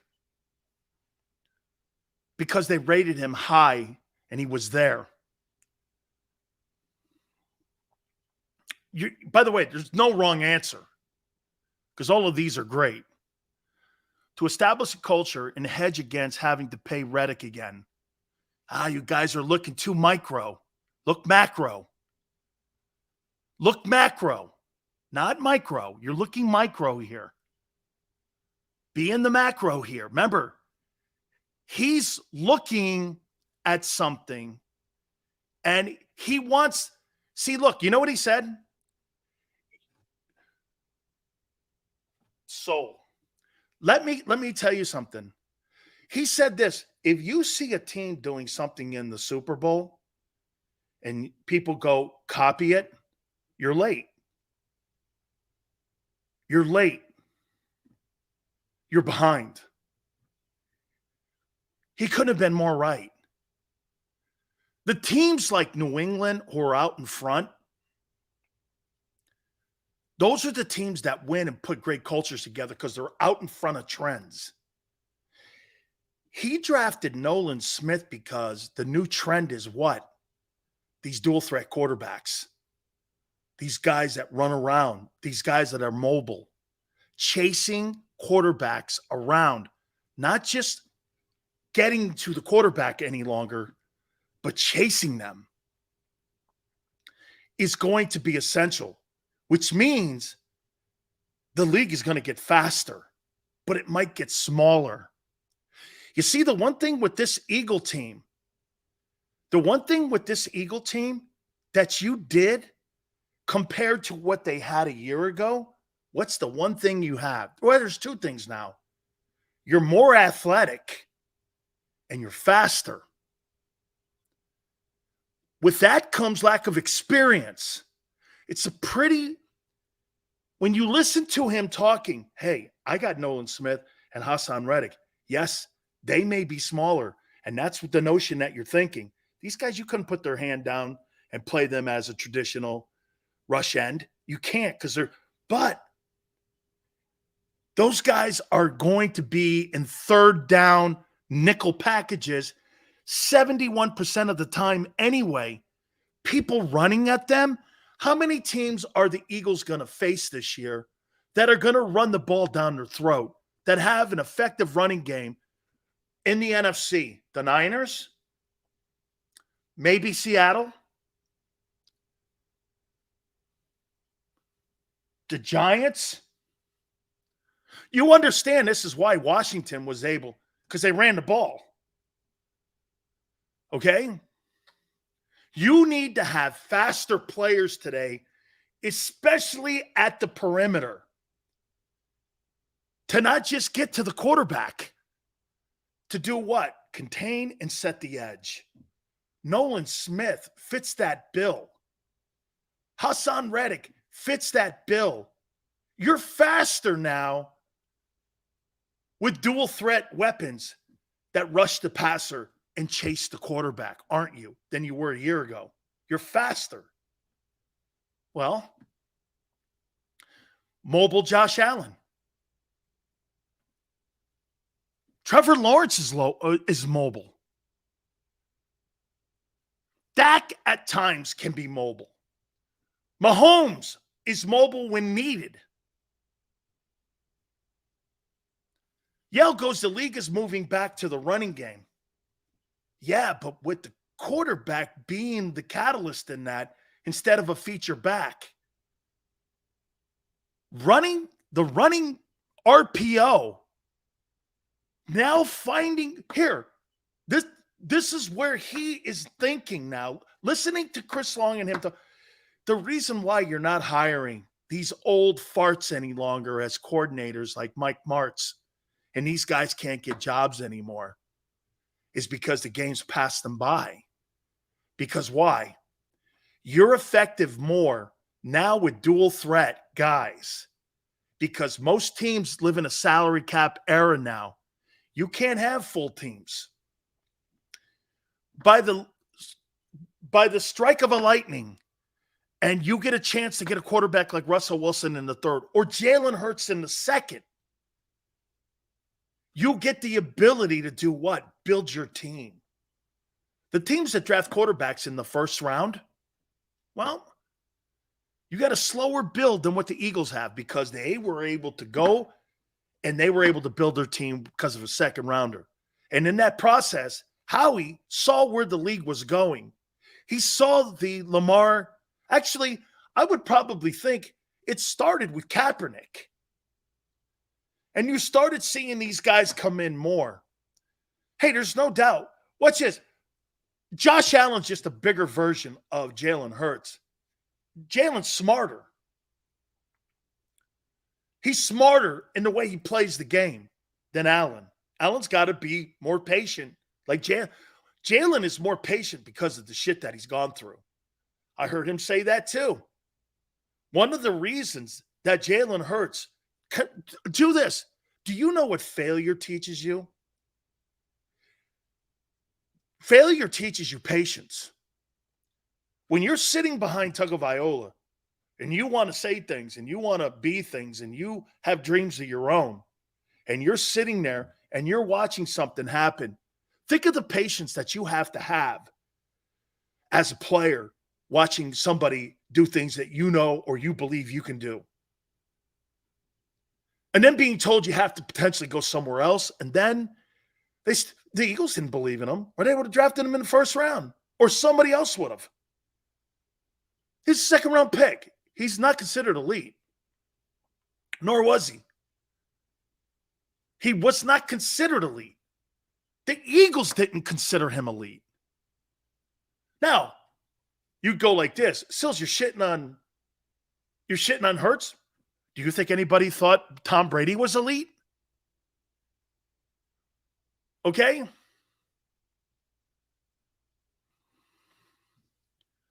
Ben goes like this: if you keep failing, all that does is teach you to be a loser. Really, Ben. So look at Ben, could never be in baseball.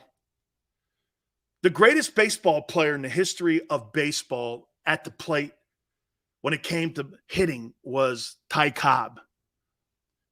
And he succeeded at the plate 36% of the time.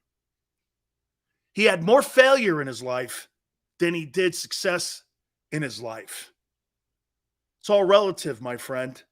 Once again, this is why you sit in the stands and I was down there on the Gladiator platform. It's why you sit in the stands. Okay? So what Howie's doing now, Howie is looking at the game 3 years from now. Okay? 3 years from now, what does he want to see his defense? Now, look, do you think you got more athletic and faster at the D tackle position? I do. Did you get faster and more athletic at the pass rushing when it came to your perimeter edge rushers? Absolutely. And you got Sweat still developing. And you'll transition out of Graham. I wouldn't be shocked next year if the Eagles went out and drafted a defensive end. Okay? I wouldn't be shocked if they went and got an end. And ends are going to be a high premium next year. Okay? So, again, to me here, Howie was talking about, yeah, man, I drafted Nolan Smith because the game is going towards having to chase these guys down. And if you don't have, how many times do you watch an NFL game where you see one of, like, look at Jalen Hurts, for instance. If I were the Cowboys, boy, I'll tell you what, I need another Micah Parsons. I need another Micah Parsons. Ray goes, Aaron Rodgers waiting behind Favre, and his interceptions are always low because he learned how to make better decisions after watching and waiting. Absolutely, Ray. Absolutely. And here's something else I want you guys to understand something about the media, and especially like the attack on Jalen Carter. So now there's some sort of erroneous Russian hoax story out there by the pathetic Athletic that is now saying that Aaron Rodgers wanted the general manager of the Packers fired. How asinine is that take? And you know what you'll get? You'll get all the white guys in the media defending the Athletic. Why in the world would the Packers draft a quarterback, turn around and give Aaron Rodgers, if they hated him so, a $150 million contract? Why in the world would they do that? Did it run out of gas at the end? Yes. But remember something. You drafted Jordan Love first. Then you gave Rodgers the contract extension because he had just won his 4th MVP. Okay? Yo goes, I haven't heard that. Really? All you got to do is look at the front pages of any. Aaron Rodgers wanted his general manager in Green Bay fired. An anonymous executive in the NFL, of course. Nobody can put their name to it because they don't have the onions or the balls to do it. So they'll make something up. Usually when somebody goes, an anonymous source, it's made up. You just make that shit up. Then again, it's the New York media. They got to put headlines out there. No one can double check that or fact check that when you put anonymous source. I mean, the Athletic acts like this, like CNN now. Why would you put a story out there like that? That again, are you just looking to shit all over Aaron Rodgers because he's a non-vax guy? Jesus Christ, get over yourselves. Get over yourselves. By the way, am I defending Rodgers? No. Rodgers is a tool. But what's the new news here? He hated the GM at the end, and the GM hated him. Congratulations. That's why he's a Jet. So you came up and concocted a story that he wanted him fired. You're like going back over dumb shit again that didn't exist, but you added a twist to it. Okay, so JM goes, my anonymous sources at NovaCare. Well, let me tell you who I know in the building. I know Jeff Stoutland and I know Tracy Rocker.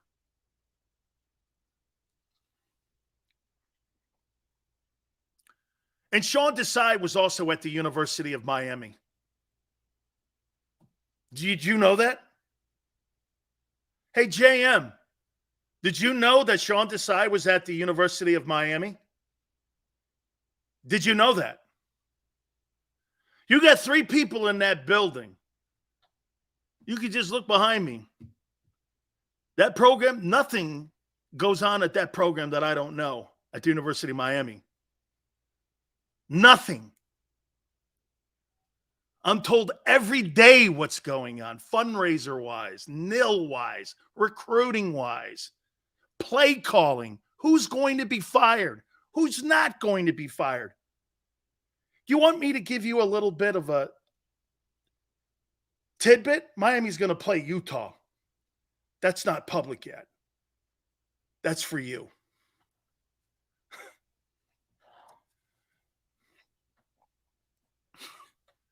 He didn't. Okay. Yeah. Okay. So he wasn't in recruiting. Sean Desai wasn't in recruiting at the University of Miami.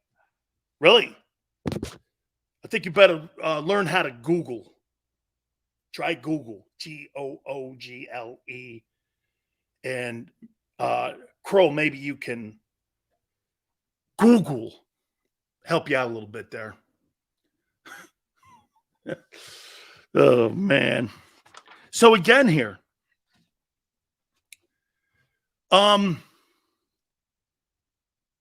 He's thinking ahead of the game here. He's looking at the team 3 years from now. Can you imagine what that team could look like if these guys all pan out here? Look how young your defense is. So your edge rushers and your premium rushers are Reddick and Smith, and your 2 tackles inside could be mainstays. Could be mainstays for the next 15 years. Pretty amazing what he's doing. I thought it was one of the best interviews. Okay? I thought it was one of the best interviews. I love Sweat. I think Sweat is turning into one of the best 3-down linemen you have. If I were to make the comment right now, Sweat's your best 3-down lineman. Fletcher's probably second. BG's right there. Yeah, those would be your 3 best defensive linemen. I think Reddick is being used in the correct way. I think it's going to be interesting to see how they bring along Nolan Smith. Are you going to give him a lot? Are you going to give him a little? Are you going to put him in a position to win? Are you going to put him in a position like Tennessee put Javon Curse, rushing him like, 3rd down, something like that? Okay. Tone, that's where I got it from. And Howie goes like this. Was he shocked? Was he shocked he was down there? See, I projected him to be around there because to me, I think he is that tweener kid. You just don't know. Can you really put him down in a? See, this is what they struggled with Reddick. You know what I really love what they're trying to do? They're trying to duplicate players. That's what the Cowboys have done. Do you understand? Do you guys understand when I say they're trying to duplicate players? Okay, this is what we did at Miami all them years. And we would try to get a Jerome Brown. We would try to get Cortez Kennedy. We would try to get Russell Maryland. And every time you watch guys on film like that and guys who make plays, guys who use their hands, guys who do all those kind of things They kind of remind you of one another, and you see skill sets that remind you of that player. Cowboys are a great example of that. You look at the running backs that they've had: Zeke Elliott, Emmitt Smith, wide receivers, Des Bryant, Michael Irvin. Go down the list, CeeDee Lamb. They look at guys. There's just a reason that 88's now prominent there. They look at tight ends like Jay Novacek. They want pass-catching guys, not necessarily having to be in the run game. So they like duplicating, because we made the comment the other day, Tony Romo, Dak Prescott. Do you guys see any difference? Maybe Dak protects the ball. I know last year he didn't. Okay. You know, maybe last year he didn't. You know, but most of the yards, pretty even, right? Seals, who's better, Des Bryant, Michael Irvin? Okay, well, let me ask you, Cosmo. If you had to win a football game, a 60-minute game, would you want Irvin on your team or would you want Des Bryant on your team? I think it's pretty simple. Who would you want? If you had to win a game against a top-flight DB, you're going to pick Des Bryant over Michael Irvin? I'm not thinking I would. Okay. I mean, to me, the best wide receivers I've seen in my lifetime, Jerry Rice is one. I played against Rice. I'll tell you somebody I thought was a bitch. You guys probably don't remember him. Man, but I thought Andre Rison was a really great player. I really thought Andre Rison was a great player. Obviously, T.O., Michael Irvin, Andre Johnson. Andre Johnson's better than Reggie Wayne and Marvin Harrison. Andre Johnson's a great player. I looked at Marvin Harrison and I saw Art Monk. Okay, you know what I mean? I saw Art Monk when I saw Marvin Harrison. It's no disrespect. Art Monk's in the Hall of Fame, or Marvin Harrison's a Hall of Fame player. Randy Moss, spectacular talent. Probably the greatest talent in the wide receiving core of all time. Rice was the greatest receiver. Moss was probably the greatest talent. Larry Fitzgerald, another freak show talented guy, played with shitty quarterbacks in Arizona. Spectacular. And by the way, he was a nightmare, especially for corners. You almost had to have a guy. Darrelle Revis and him going against one another was something to watch. I'll tell you who used to kill a lot of wide receivers was Aeneas Williams. Aeneas Williams, man, that was a tremendous defensive back. He had size, speed, strength, hands, technique, and he had an attitude. That guy could play some ball, man. Calvin Johnson was special. Chris Carter, best hands maybe I've ever seen. I know the numbers that Andre Johnson Scott put up with shit quarterbacks is unmeasurable with the numbers that he had when he played in Arizona. Sterling Sharp was, I remember Sterling. I played college ball against him too. He was at, I believe, South Carolina, and we played him, I think his final year, and we made some all-star team together. South Carolina was independent then. They weren't in the SEC yet. They had just left the ACC, and they had to wait a year before they went into the Southeastern Conference. But I played against him. Then he went to Green Bay, and I think he got injured up there because he was on pace to do some really great things too. Sterling Sharp was a good football player. Largent, another guy that was kind of like Marvin Harrison, really reliable, like Tim Brown, like that. I never thought Tim Brown was exceptional. You got exceptional wideouts in the game today. Tremendously skilled players. I think they're more skilled today. Or how about this? I'll take it back. I think they're more athletic today. They are as athletic as I've ever seen when it comes to the wide receiver position. Just as athletic as you could possibly get out. But again, circling back here, Here, let me take a time out. I want to close this conversation up on listening to Howie. It's really a classroom learning lesson and listening when how he sees the construction of the team. It's simpler than I thought. I may have been overcooking it a little bit. I'll tell you how. Next, please hit the like button. Keep it here on the National Football Show.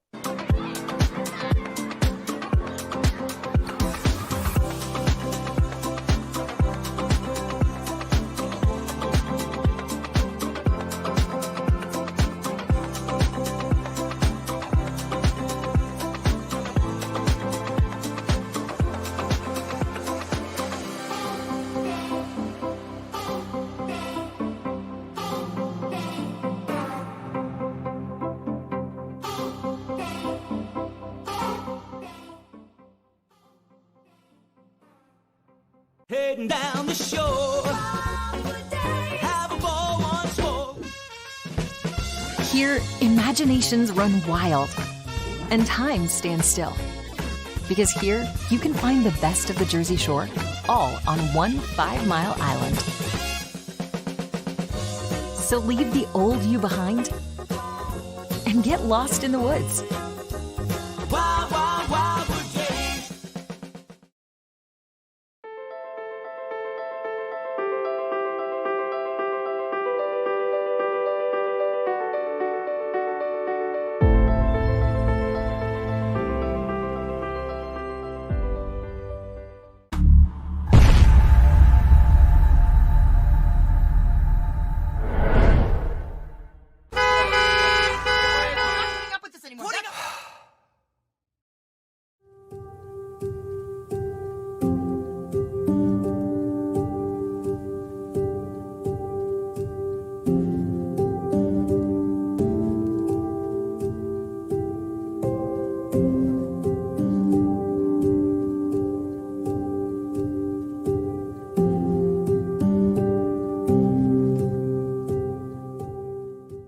Score and save in Southeastern PA and Delaware with Colony Pools this football season, and let the experts close your pool with a custom Merlin safety cover in green for the birds. And if you join our Winter Watch team, we'll give you another 20% off, and Colony Pools will handle it all.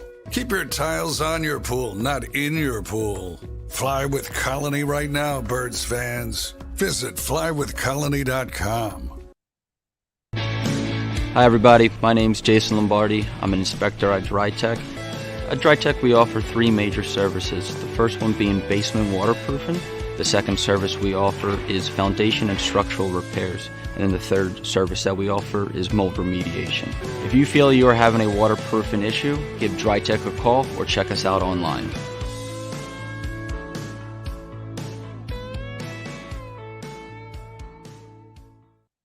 EAGLES, Eagles.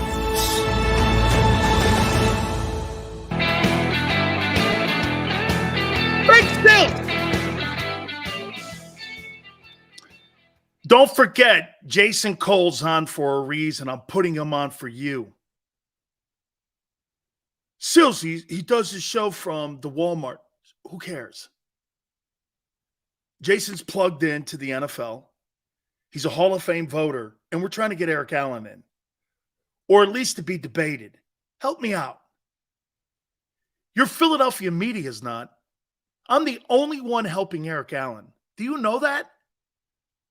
I am the only one pushing for him. So just a little bit. Have you heard any media guy in Philadelphia banging on the drum for Eric Allen to be heard at the upcoming NFL Hall of Fame meetings? Keep putting Eric Allen's name in the box when he's on. Somebody will vote him in. Ask Leslie O'Neal how that's going for the Chargers.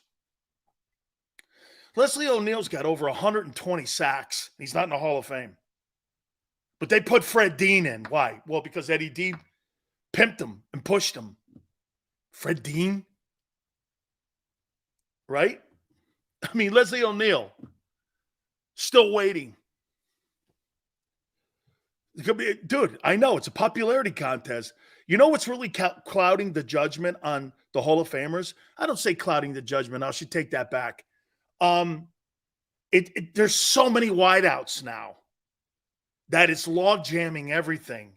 Dude, it won't shock me one day if there's the majority of the guys are wideouts going into the Hall of Fame. Wideouts, pretty soon. Do you guys not agree? Pretty soon, the honor of going to the Hall of Fame is going to be dominated by what? Wideouts and quarterbacks. And it's going to be a quarterback wide receiver honor. And you're going to have to really look. The Joe Thomases, that's going to be a tough one. That's going to be a tough one.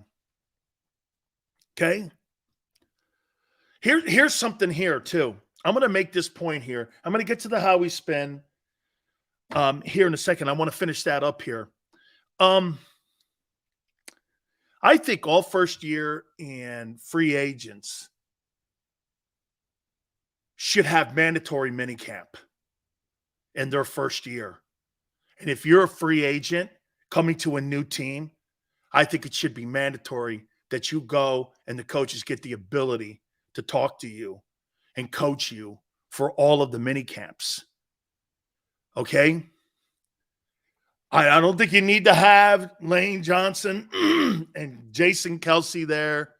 I don't think you have to have all them dudes. But the new dudes have to get acclimated to the league. So this is what the Eagles are doing. And by the way, I get it. I completely understand it. Watch this. How do you get better on 6 practices? And then when you get to training camp, they have no two-a-days. They don't give a shit about exhibition football. They care more about the controlled scrimmages. You're never going to see Jalen Hurts in an exhibition game. And then guess what? You're going to play. So there's going to be so limited opportunity to coach these guys. How are you going to put something together? So, I mean, and with a younger team, as we said, it just doesn't seem. Yale goes talent.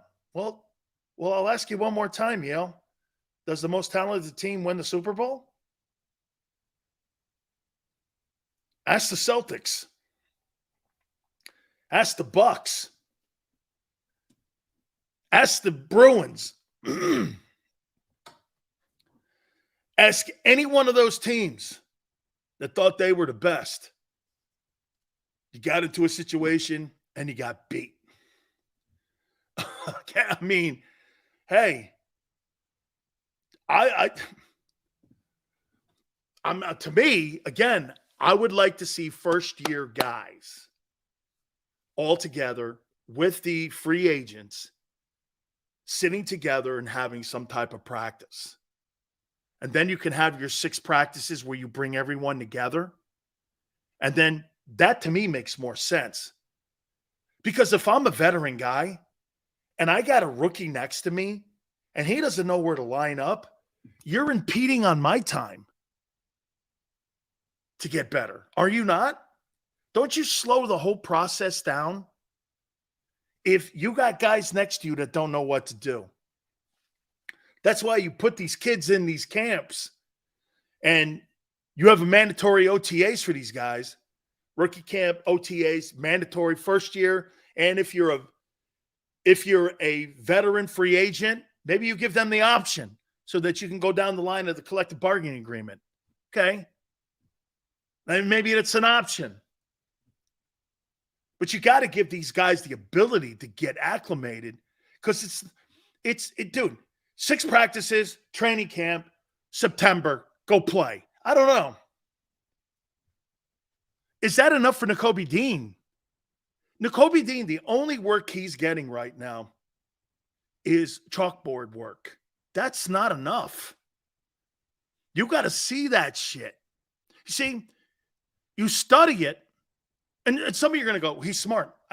It's not the question of being smart. There's 2 things you have to be. You've got to digest the information. Then you've got to apply it. Okay? Just because you know, your experience doesn't tell you what it is until you see it. on the field and play it until you apply it. Dude, just because you can do surgery on a heart doesn't mean you're an open heart surgeon, does it? Hey, I learned it in the books. Hey, I passed the test too. When you want a guy who at least had done a couple open heart surgeries before a guy opened your chest up, that's how I look at playing football. You're telling me that, guess what? Well, Sills, the Kobe Dean's doing a lot of studying. Coaches are helping him a lot, and he knows what he's doing. Well, again, just because you read it in a book doesn't call yourself a lawyer. You have to apply it. And so, I don't, and some of your, and you're going, well, I have great faith. Okay, you should. He's a 3rd round pick. You should have great faith in him. I saw it. Forte goes, I saw it on television. That's why I could stay at a Holiday Inn Express. Hey, by the way, Forte, I stayed at a Holiday Express 3 months ago. I could go into the Eagle system right now and play 3 technique. I stayed at a Holiday Express. I even got my points. I'm good. I'm ready to rock. I want to finish up my Howie take. It was a great interview with Chris Long. Also, a little bit more on culture here. Some NFL news. God, there's a ton. Sources say that D-Hop's going to the Cowboys. Whatever. All right. Hit the like button. Power Hour's coming up. Our Hall of Fame voter, Jason Cole's going to join us at 5:30 Eastern. Keep it here on the National Football Show. Do you stream on a Roku, Fire Stick, Google TV, or Apple TV? Now you can watch 6ABC 24/7 with the 6ABC Philadelphia streaming app. And the big story on Action News? Search 6ABC Philadelphia and start streaming today. Go to get your game on. Go for the beers. Go for the cheers. Go for the hit and the hits. Go for the stakes and the stakes. Go to get your parlay on. Go to get your party on. Go for the scene. Go for the screens. Go for the gallery. Go for the win. Go to Ocean. Visit theoceanac.com to plan your visit. The greatest fans on earth.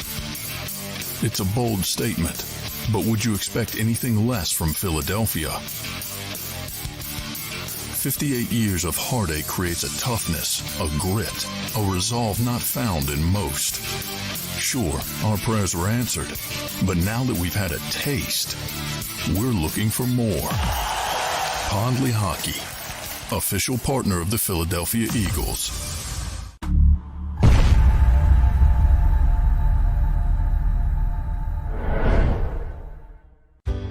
Go passionately.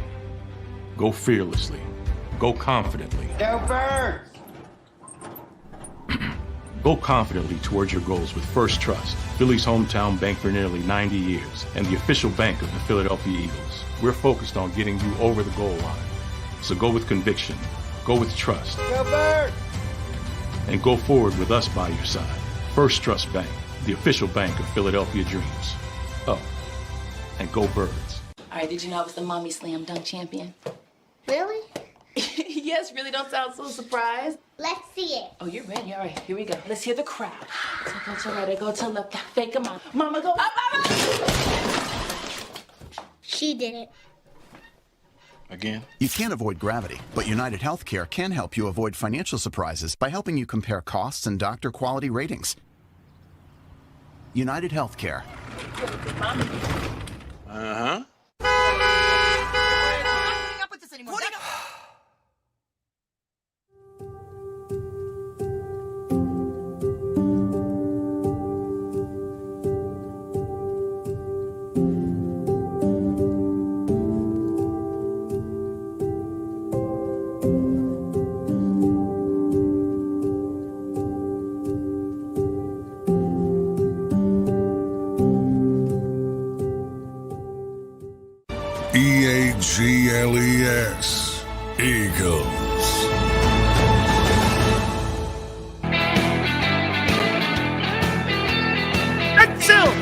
Power Hour number 3. Appreciate you coming aboard. By the way, Bob Myers steps down as the general manager of the Golden State Warriors. Hey, Daryl Morey, one little note to you. Get your shit together or I'm going to hire that guy. I'm going to hire that guy. Okay? He knows the dynasty in Golden State was up, and he didn't want to be the one to have to tell Draymond Green he's not coming back because they're not giving him a max deal. Go get him. Okay? Go get Bob Myers. Bob Myers taking over for Embiid. Okay? So you'd have Nick Nurse and you would have Bob Myers as kind of the thing you're trying to build like the Eagles have with structure in your organization. Be the best thing Josh Harris has done instead of doing those dumbass moves like getting Elton Brand in the building. Give me a break, guy. Do what's best for your fans for at least one time. Okay? At least one time, act like it. Okay. Skip Bayless today compared Mozzie Smith to Reggie White. I almost fell off my chair. A third-round guy who went in the first round because the Cowboys do what is their famous thing they like to do. Two things, really. Overpay and overhype. Here's the prime example of a mouthpiece that is in the media that the Cowboys have. You want to know why the Dallas Cowboys have the biggest brand in football? Well, Troy Aikman, Tony Romo, Michael Irvin, Skip Bayless, and you have a ton of honks who don't tell you the truth. Philly has a little bit of that because there's a lot of pom-pom waving in Philly when it comes to the birds. Okay, there is. But it's hard to bitch at Philadelphia right now when they're not losing a lot. You know, you come down hard on teams. Dude, you know what you don't do? You do not come down on a team like the Eagles for going after Jalen Carter if he fails. I would have too. I'm not going to sit here. See, this is what a lot of sports guys will do. They'll sit there and see a bad move like Jalen Reagor.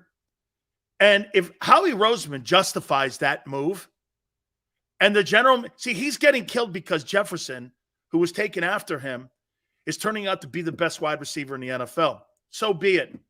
Okay? And again, this is what he talked about the other day about being conservative. And hearing some of the things, because you know, can I tell you, what do you think rubbed him wrong about Jefferson? Can I tell you a little story? Tone, what do you think rubbed Howie the wrong way about Jefferson? Okay, the organization was conservative. What do you think?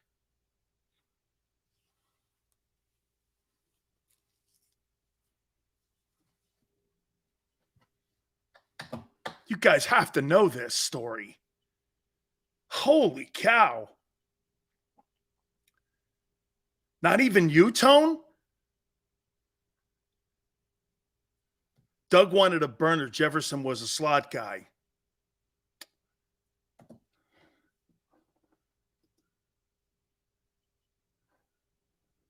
What school did I buried it. What school did Jefferson go to?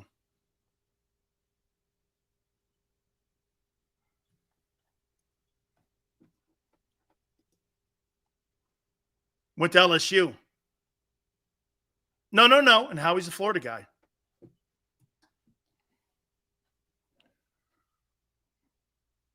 Was Beckham on the sideline giving him money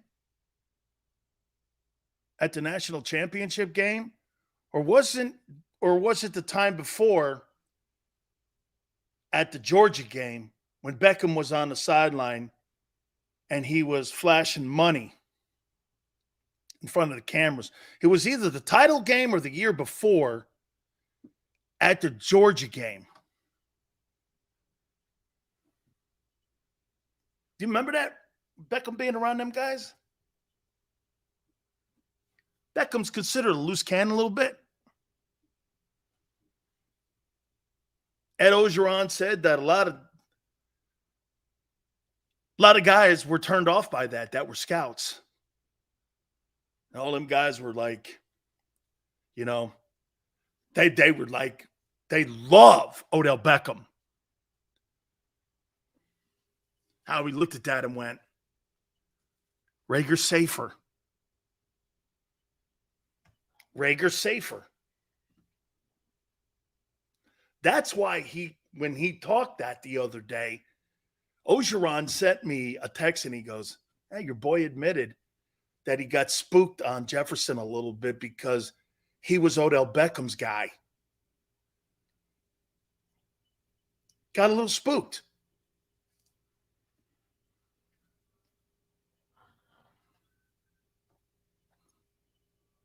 Kind of makes sense. Because anything could frighten you. This is why Jalen Carter, the Eagles, were not going to allow the talk to talk them out of one of the top 3 players in the draft like it did Jefferson. That's why he referenced that. We were not going to be conservative this time around. Jefferson had a reputation, according to Coach Ogeron, that was loose, loud, and had a lot of people around him, had a posse, had all them things around him. Rager wasn't safe. Had none of that. Okay? This is why this year, the Jalen Carter pick makes so much sense. He took Jalen Carter because he didn't take Justin Jefferson. That's my take on that. Because Jefferson, with the reputation he had at LSU, with all those talented wide receivers, big mouth guy, loud. He's loud now. He's just in Minnesota. You just don't know it. But you hear him barking, I'm the best wide receiver in the game.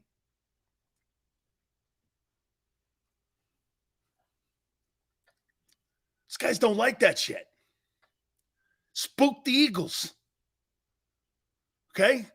Especially in a position where you're coming off winning a Super Bowl. You got a good culture in the building. You don't want loudmouths in there. You don't want another TO. The whole TO stuff kind of maybe even wore that thing out a little bit. Okay? Yeah, it goes like this. Geez, isn't that funny? Jefferson had a lot of can't miss conversation around him. So did Jalen Carter. Jalen Carter had a lot of conversation about him also. That wasn't positive. And neither did Jefferson. You remember all those guys, Beckham on the sideline handing him money. National championship game. Here's $100, giving him $1,000. He handed him $1,000 a piece. ABC television. The guys are taking the money. I was like, holy shit. Dude, do you know Odell Beckham is still barred from the LSU campus because of that move? The NCAA has barred him from going to his campus because of that move. And so now he was not going to be conservative. Howie didn't pick that guy Jefferson because Jefferson had a little bit more bravado around him. And remember, he said it. He goes, because he was talking to Mike Florio like this. We maybe had been a little bit too conservative in how we drafted. I remember he was talking to Mike Florio how he got to Jalen Carter. And then he referenced Rager. Howie Rose, it wasn't about Doug and Howie. It was about good and not sure. Howie didn't want to go down that line again. I'll tell you something. He's been doing a lot of the media rounds, And he's kind of giving you a little bit more than I thought that he'd give and how he sees shit. Don't you agree, Yale? He got spooked on Jefferson because of Jefferson and all the things that went on with those LSU guys. Remember something. LSU was constantly under the gun with the NCAA because of all the money that was going around the program at the time. You think a guy who's 60-19 and wins a national title, Ed Ogeron, and his conduct when it came to women on campus, plus the university itself, you fire a guy 60-19 that was the only coach that was giving it back to Saban at the time. It wasn't Kirby Smart yet. LSU was beating those teams. LSU was beating those teams. You fired Ed Ogeron, who won a national title, was 60-19, and won an SEC championship in the Saban era. One of the greatest recruiters of all time. But he would take guys on the edge. Shit, he's been on this show 4 times. I love Coach O. Told me a story about Jefferson. He goes, you know why your boy didn't take him? I was like, who? He goes, you know why Howie Roseman he passed on Jefferson? He thought he had a character issue.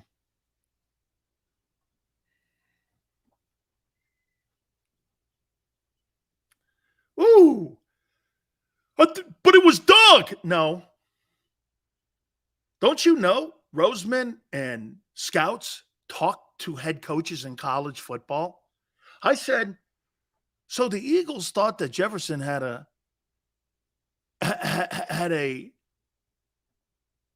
issue with his character. Yeah.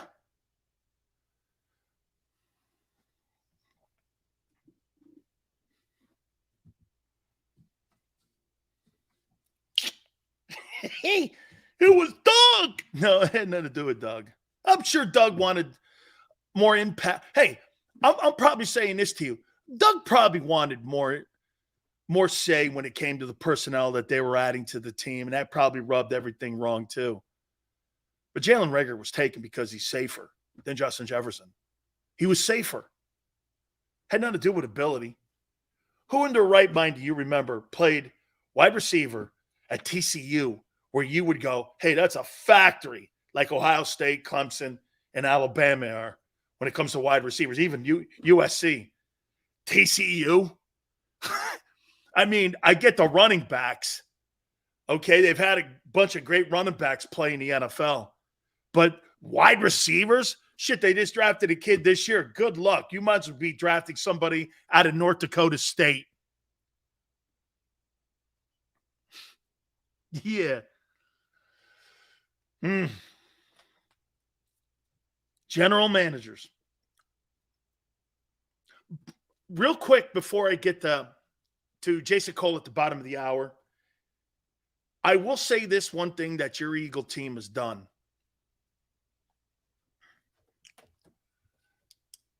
You guys pick the best backup quarterbacks in the last 15 years. Didn't Jeff Garcia win a playoff game for you guys when McNabb got hurt? Foles wins a Super Bowl. I mean, now you get Marcus Mariota. They have done such a good job. They have done such a good job at the backup quarterback position. I'm thinking McNabb gets hurt. Garcia wins a playoff game. Vic even, right? Vic coming in and playing. Vic was a backup when he came in. And then Foles. And now you have Mariota. I mean, it's really pretty impressive. You know, you may not be landing on the one guy, which is hard enough, but you have something here. Don't you think the 49ers would have liked to have had plan B? Get this. The 49ers were on plan C, and for the NFC title game, they went from plan C to plan Z. They had nothing in the middle there. They were not prepared for the NFC title game. The Eagles have been prepared. Whatever you think of Gardner Minshew, okay, he wasn't terrible. It was terrible play calling last year that hurt him. Okay? The 49ers, they were a creature of their own miscalculation in that NFC title game because unlike the Eagles are prepared at that position. They actually now have somebody that's kind of a dual threat guy themselves, has had some marginal success, has a name. You know why it's important to have a name? So when he gets into a huddle and it's third quarter and it's the NFC title game, they're still going to look at Marcus Mariota and everyone in that huddle is going to go, he has won games. Instead of looking at somebody who, quite frankly, is Christian McCaffrey and he's out of position. You have no shot to win. You have no shot to win when you do these two moves. Look at the difference between San Francisco and look at the difference between the Eagles. When you're in that NFC title game and your quarterback gets banged up and you put Josh Johnson in, who's on 16 teams, and then he gets hurt, and then you bring in Christian McCaffrey, there's not a chance in hell you're winning that game. Game's over. Game's over. Philadelphia, it's not that far of a cliff fall. That's what saved the Cowboys season. Cooper Rush came in, put a good season together, and saved their season. That guy will play 17 years like Chase Daniels did in this league now because him saving the Cowboys season last year. That's all that guy needed to do.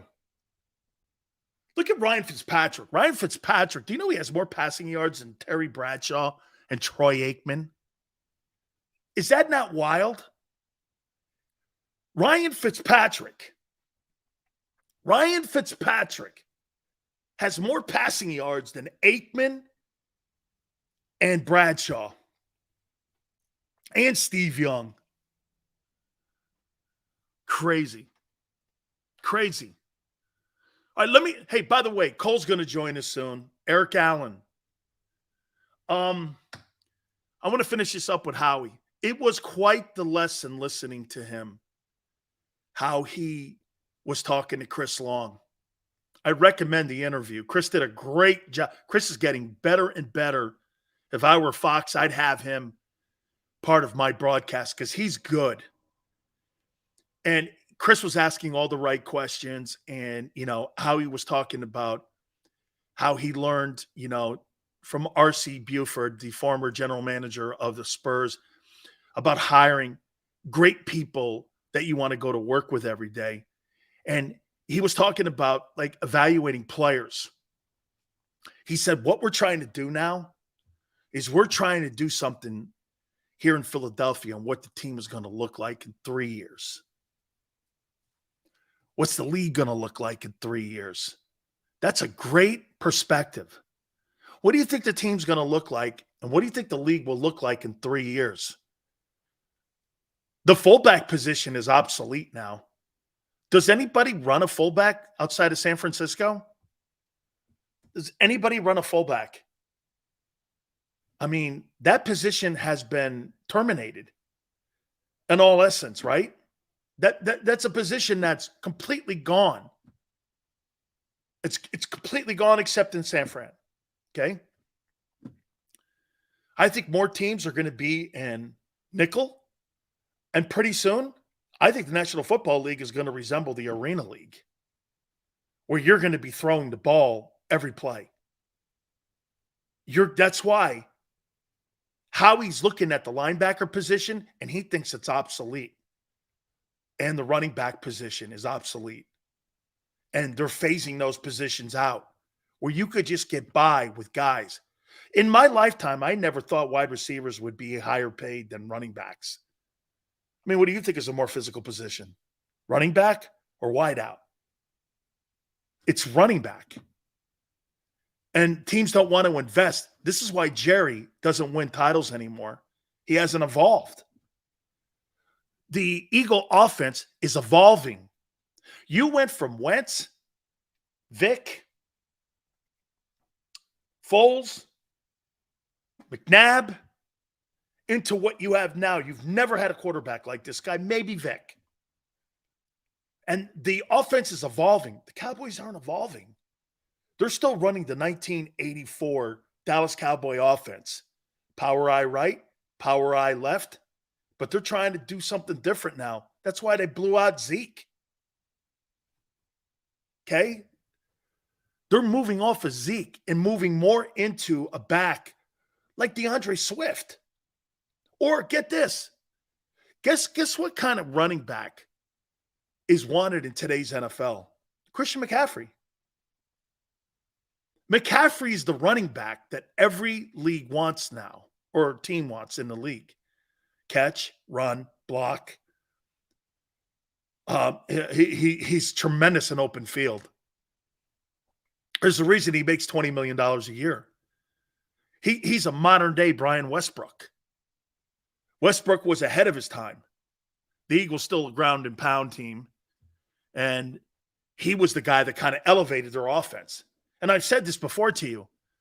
I think on a consistent basis, in the last 20 years, Brian Westbrook was the most productive offensive football player outside of a quarterback that you had in that building. T.O. may have had a great year, but he wasn't consistent, and he didn't put the numbers up as a Philadelphia Eagle like Westbrook did. Westbrook was the most complete. Shady, maybe. Okay? He was tremendous. Absolutely tremendous. You know, before I bring in Jason Cole here, I want to reset something here a little bit about this so-called story from The Athletic about Aaron Rodgers. I just want you guys to understand something that, you know, what people will do, they'll make stories and put anonymous sources out there. Ask yourself this question. If Aaron Rodgers was trying to get his general manager fired, why would the Packers draft a guy and then give him 2 years later $150 million? I mean, they signed him to that $150 million deal after.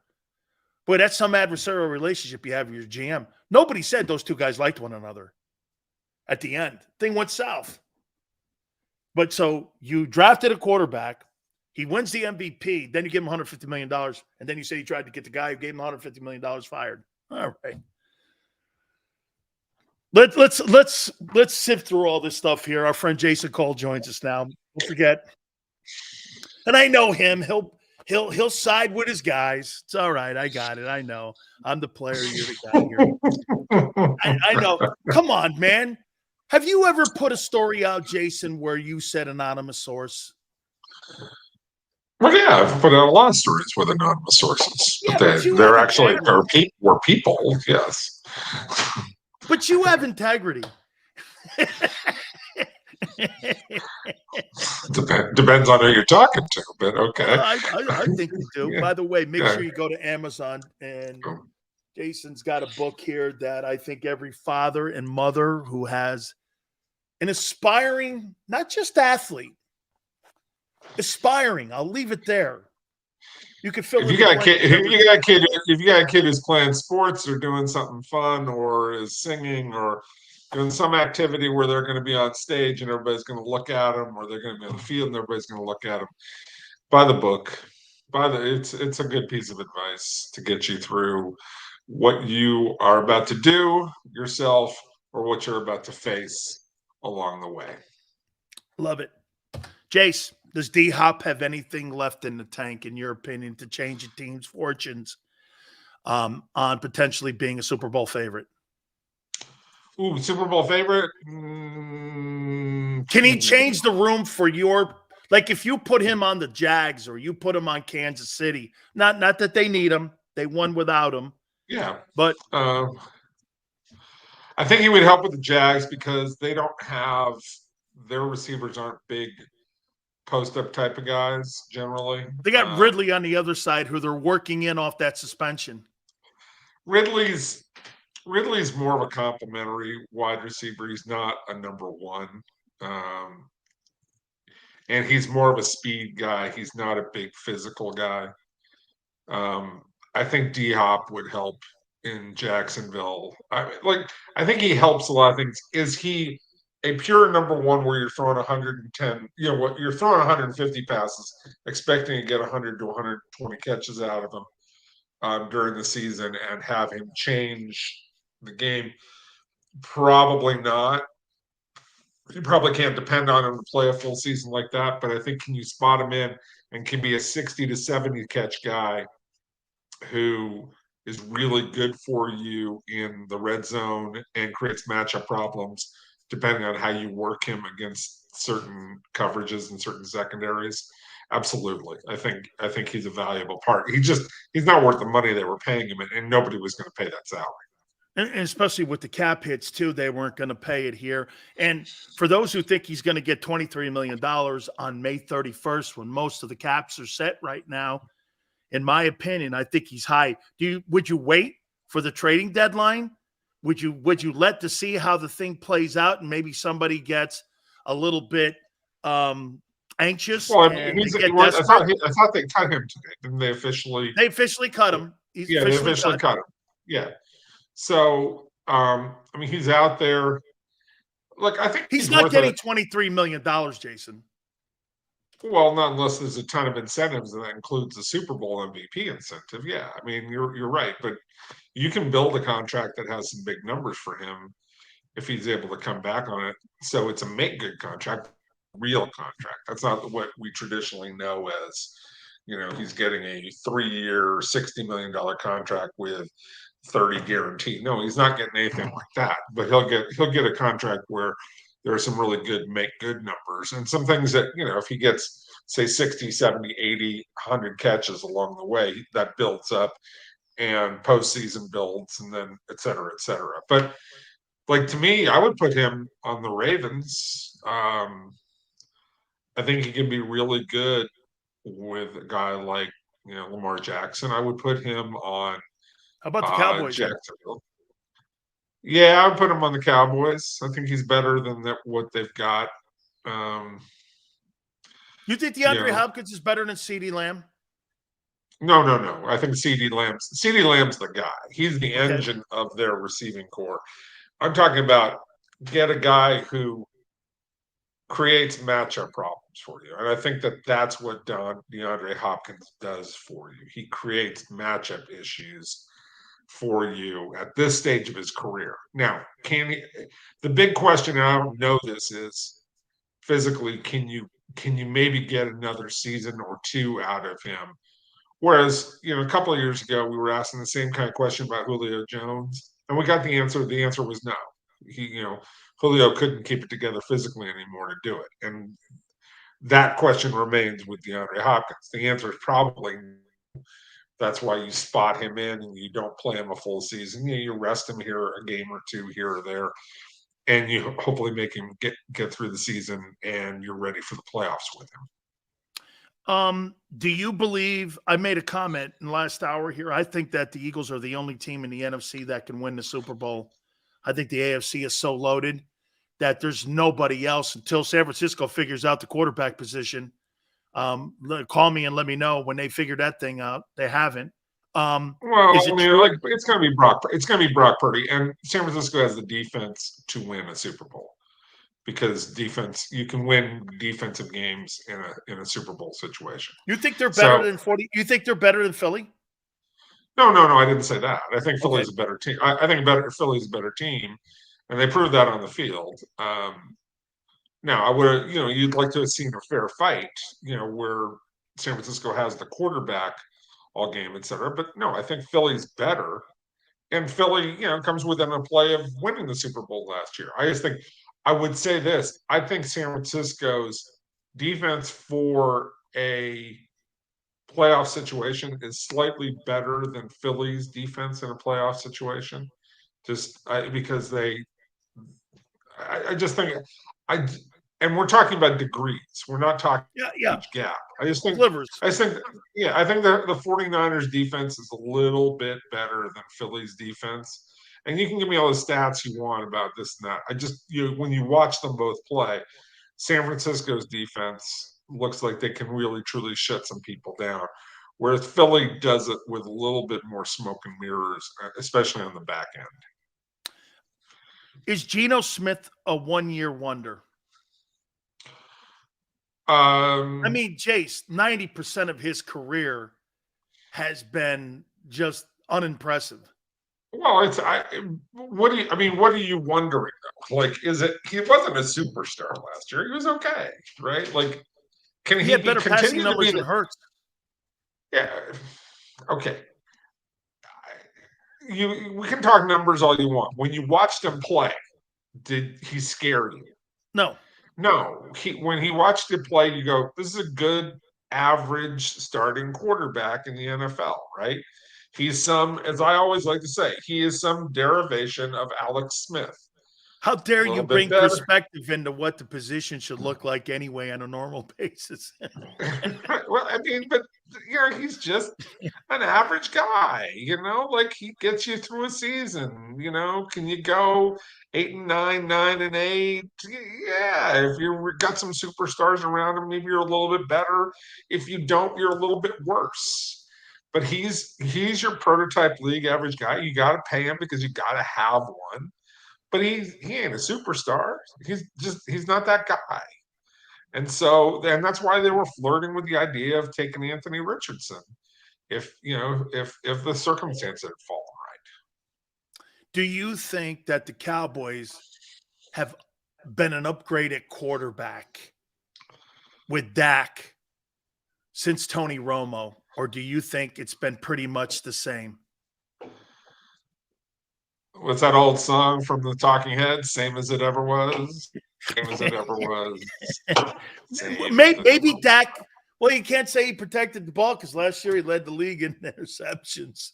I mean, he's like again, when you see Dak, do you see Kirk Cousins? I see a little bit better. I see a little bit better player than Kirk, but I don't. But it's not. It's not overwhelmingly better. It's the same old thing. Third down. When it comes to third down and critical, right? Third down, you're in a playoff game. It's 3rd and 8. And you got to fit one in a tight window. And you got about 4 or 5 passes like that to get yourself through a really critical game, either late in the regular season or it's in the playoffs. And Dak Prescott is your guy.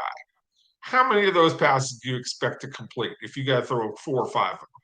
2? Right. The great ones do 4. The great ones do 3 or 4. The good ones do 2. The bad ones do 0 or 1. Dak is in that 1 or 2 range. He misses on those critical throws in critical situations when the pressure is on. It's just that's what he is. He's but he's got ability. He's got. Look. Always remember, you got to get through the regular season to even put yourself in position to be in a playoff game like that. Okay, so that maybe if you're lucky and everything goes right, you can avoid having to have your quarterback have to make 4 or 5 big plays in a game, right? That's what you're hoping for with Dak Prescott. Well, that's worth a lot of money. Yeah, but just to get to that point. When I see him, Jason, and I look at Dak Prescott and I'm paying him $49 million, I don't see a Super Bowl. I don't see why I should, at the end of this year, extend him when I just don't see. I mean, look, when I look at remember the year. Let's just play this though. You want to go back? Who was the kid? Quinn Carter. What was his name? What was Quincy Carter. Yeah, you Quincy want to go back Carter. to that? You want to go back to Quincy Carter? No, Do you want to go back to that? Do that merry-go-round that you had post Aikman to Romo, which did have a little Bledsoe in there, but Bledsoe trying hard at the end of his career to try and kind of keep it together, right? I mean, everybody says this. Oh, the guy's not quite worth it. You got to find guys who can play the position consistently. You got to find guys who can make you competitive week in and week out. Dak Prescott does that. For all of his faults, he's really good. Is he special like a Mahomes? Is he special like some of the other great, the Bradys in the world? No, he's not. He's had enough time to prove that, and he's not done it yet. But I think that this era of quarterbacking is coming back down, okay? Where you don't have to necessarily have those guys, especially on the NFC side. Look, Jalen Hurts. I really like Jalen Hurts. But is he truly that special guy? Yeah. We'll see. I think we need. Yeah, we'll see. We'll see. But we don't know. No, I don't know. Right. So you're just trying, okay, can I get through the NFC with Dak Prescott, maybe get to a Super Bowl if I improve other things around my team? I think I got a shot. And then I'm taking one game against whatever comes at me from the AFC. Is he Joe Burrow? No. Is he, Josh Allen? No. Is he this guy? And even Josh Allen is kind of up and down. Yeah, right? Yeah. I mean, Justin Herbert, up and down. The guys, who are the guys that you really, truly trust in the AFC side? You trust Aaron Rodgers to make those kinds of throws, right? You trust Joe Burrow to make those kind of throws. You trust Patrick Mahomes, okay? And then there's another level down. I mean, Baltimore's got the same situation. They just paid a guy for 5 years who I don't think is in a playoff situation. I don't think he's better than Dak. I'd rather have Dak in a big playoff game than Lamar at this point in time. But I know that the beauty of both Dak and Lamar is I'm going to get to that playoff game and I'm going to have a shot. And that's hard to do. Jace, Chris Long was talking with Howie Roseman yesterday, and Chris made a great point.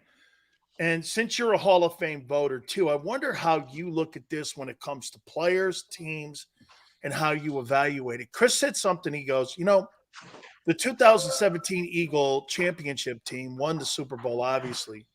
But Chris thought the 2022 team was better. Now, I looked at it like that, and I thought this for a second. Can you really look at a team and for 7 minutes of football in the fourth quarter really make a distinction on how good that team is by the fact that they did not get the ball back? There were mistakes in the game. You can dissect it. I'm not really dissecting the game. But how do you look at that? Because to me, I think the lesser team won the Super Bowl because I look at the roster the Eagles had. I think it's the best roster they've had in the Super Bowl era. Well, all right, let me turn. How do you look at that? Let me put it this way. I often say it this way. If teams were to play, say, 5 or 7 games, right? Like this was a series. Like in the NBA. In the NBA or in baseball or hockey, that kind of thing. Where over a longer period of time, the team that has more talent generally wins, right? If Kansas City and Philadelphia were to play 7 games, you would bet Philadelphia would win 4 games much more often, right? Than you would bet Kansas City. Yeah. But in any one game, those differences become, tougher. Okay, less significant. So you think they're more magnified in games like that? That every inch and yard. I think that the chances of one team winning one game or at any one given situation are much higher than beating a team. The lesser team. The lesser team has a better chance of winning one single game. This is just playing game theory. But they can win one game versus winning a 7-game series. That's just the way that it always plays out. So yeah, can Kansas City win one of the times that I would say they could win a championship? Like I think they would win 2 or 3 games out of 7. Well, what happened in the Super Bowl is they got one of those games came up that they can win. It was a high-scoring game. It was a bit of a track meet. They got their running game going in the second half. They controlled the ball. They got a call to go their way at a critical moment. All those things happened, and they ended up winning the game. But, yeah, overwhelmingly, do I think Philadelphia is the best team? And to take it to your point that you started with, Do I think this Eagles team was better than the Eagles team that won a championship? Yes, I think it was more complete. There were fewer holes in this team that got to the Super Bowl title. But that team with Nick Foles and Doug Peterson, they got hot at the right time. Everything came together And for to your them. point, they had the moment. They had the moment. They got the plays going. They had the moment against the Patriots team, which was probably better than them. Not a lot better, but better. Yeah. And so the exact thing that allowed the Eagles to win a championship one year is the same thing that allowed the Eagles to lose this championship this last year.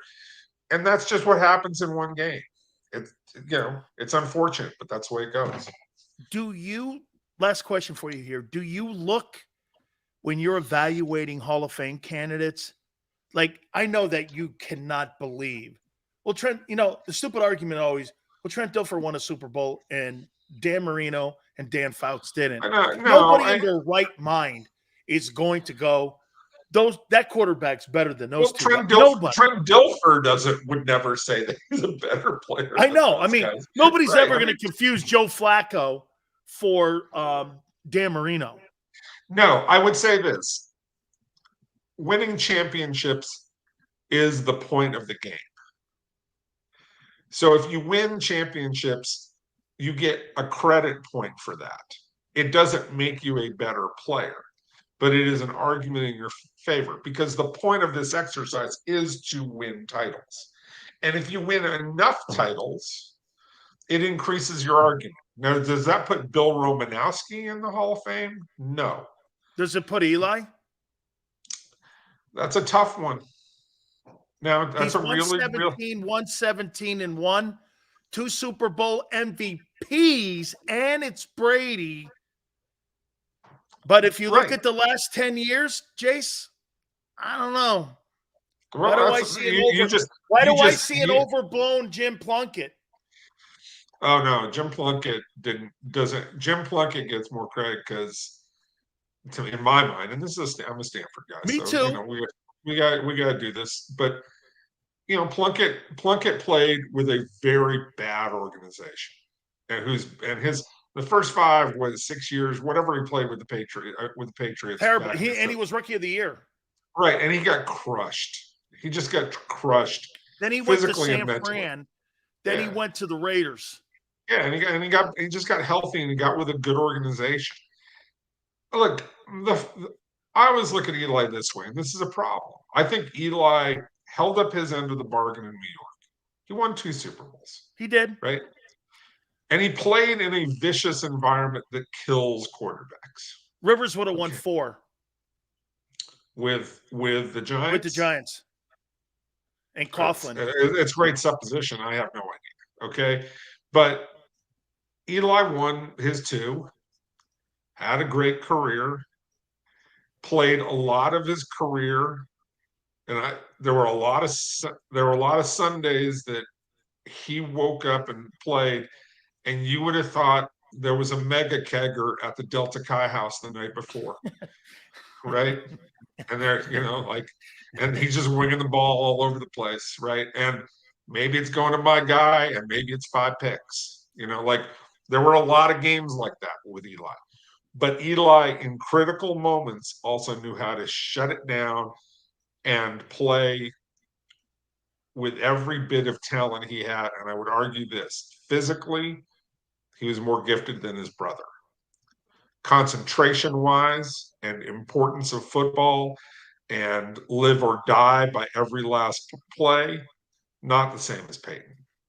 Okay? Don't you see Phil Simms, Jim Plunkett, and Eli Manning? That's why it's going to be a brutal argument. It's going to be brutal, and I got a hard time as much as probably Peyton. We're going to have a conversation one day, and Peyton's going to kill me for saying this. I got a hard time voting for his brother, but I'm going to listen. Woo! I got a hard time voting for Eli, but Tone, make sure you get this one. Yeah, I might do it. I mean, my decision is not made because I don't have to worry about the decision. But there are a lot of really interesting arguments in Eli's favor And the 2 Super Bowls are really important to that. Okay. And I do think that, look, Richard, as much as you talk about Philip Rivers would have won 4 titles, Richard Todd got destroyed by New York. Plenty of quarterbacks got destroyed playing in New York. Very few have handled the pressure of playing in New York that effectively. And Eli did it. Eli was a trooper. He made them a competitive team along with that defense. A lot of things went right. So it's an interesting argument. But God, I know, boy, there's just a lump in my throat going, like that. It's a hard one to swallow, man. It really is a hard one to swallow because, again, I come back to there were a lot of Sundays where he looked like hungover Eli, just like winging it for the Delta Chi's. He just did. Okay. Hey, and I think he would admit that. Jace, I appreciate it. This has been another spectacular conversation. Thank you, my brother. I appreciate it. Anytime, dude. We'll talk to you later. You got it. The great Jason Cole. I appreciate you coming aboard. As always, please hit the like button. Keep it here on the National Football Show.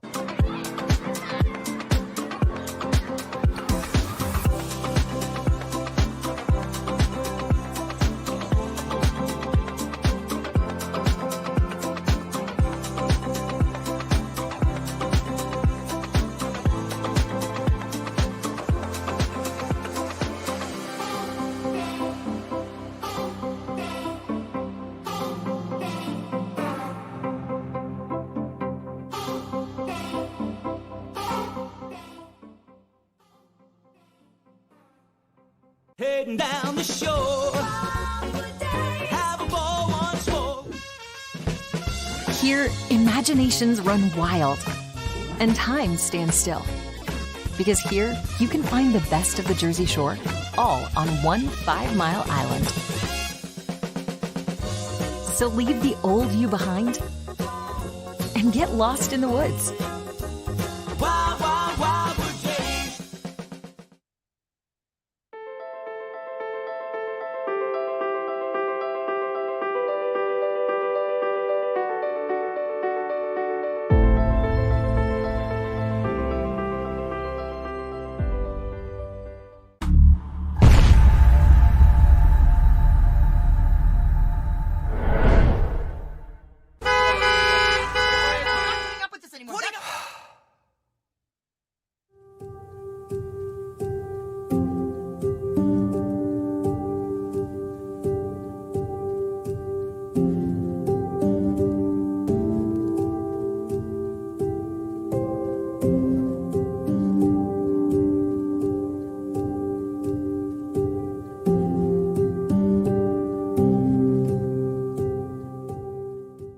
Score and save in Southeastern PA and Delaware with Colony Pools this football season, and let the experts close your pool with a custom Merlin safety cover in green for the birds. And if you join our Winter Watch team, we'll give you another 20% off, and Colony Pools will handle it all. Keep your tiles on your pool, not in your pool. Fly with Colony right now, Birds fans. Visit flywithcolony.com. Hi everybody, my name's Jason Lombardi. I'm an inspector at DryTech. At DryTech we offer 3 major services, the first one being basement waterproofing. The second service we offer is foundation and structural repairs. And then the third service that we offer is mold remediation. If you feel you are having a waterproofing issue, give DryTech a call or check us out online.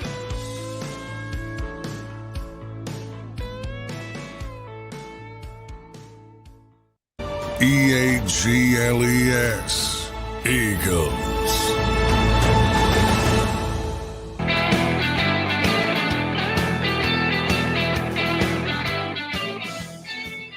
Hey, Ben, winning. Let's see. 1, 2, 3, 4, 5, 6, 7, 8, 9, 10, 11, 12. Well, shit, I don't want to go back anymore. I got about 12 posts from Ben telling me I suck. I love it, Ben. Thank you. Telling me how to do a show. So you would post, get off your out of your bed next to your loved one, and you thought you would post at least 12 posts and tell me how bad I am on my show. Oh, Ben, thank you. You don't understand how great that is. Thank you for your participation today. Thank you. Oh, Ben. No. I got you win. Of course you win. Because you know why? Big Sills always gives his customers what they want. You need stroking, Ben? There you have it. Congratulations to you. Ben just got stroked. Congratulations, Ben. You win. You're an internet assassin. Oh. Congratulations. Wow. What a thrill for you knowing me. Isn't it? Hey, Tone, it must be such a thrill for Ben for me to acknowledge him. You're welcome, Ben. I'm glad I could make your day. Because usually, Ben, I hard to get my attention. But I thought that I would give you a little bit of something that maybe would help you today. This is a gift from me to you. Thank you for participating today, Ben. Ben, keep up the good work. Pat who? Hey, no, man. Pat has a great show. I think a lot of Pat McAfee. And kudos to his success. And I root for him. I root for everyone who's in our business trying to get ahead. Dan, I do not want a gift. No. I just gave you one. My attention. Ben, you're welcome. Yeah. You could tell Sills wants to hurt his feelings like he does to Niner Guy. No, Niner Guy. See, the difference between Ben and Niner Guy. See, Niner Guy is still moaning about the NFC title game in a football play, and he's still like Dumbo Samuel and that crybaby coach of his. Well, if we hadn't played with 10 guys on the field, things would have been so much better. We would have won. See, he ain't crying like that. See, Ben is standing on an anthill right now trying to get my attention, and he did it. Way to go, dude. He stood on that anthill, and I saw him. Oh, even today when you're 40 whiners, trolls up 2-0. Oh, really? Yeah. Oh, man. Are you kidding me? Yeah. Hey, I will say this about the CFL, which I love that I played in it. Hey, Ben, I got to show you before I go. Ben, I don't know if you know this. So you're a big CFL guy? Hey, Tone, check it out. This is before we leave. So here's a Saskatchewan Rough Rider contract. Actually, it's a 2-year contract. Saskatchewan offered me a deal. Hold on, it gets better. Enclosed, you'll find your contracts. I was offered one by the Toronto Argonauts. Toronto Argonauts. Big sales. And I had to play at least a little bit in the CFL. I was the very first player signed by the Las Vegas Posse. And Ray Myers was the coach. And Ray Myers told me, he goes, you got to play 1 year for me, man. You got to play 1 year for me.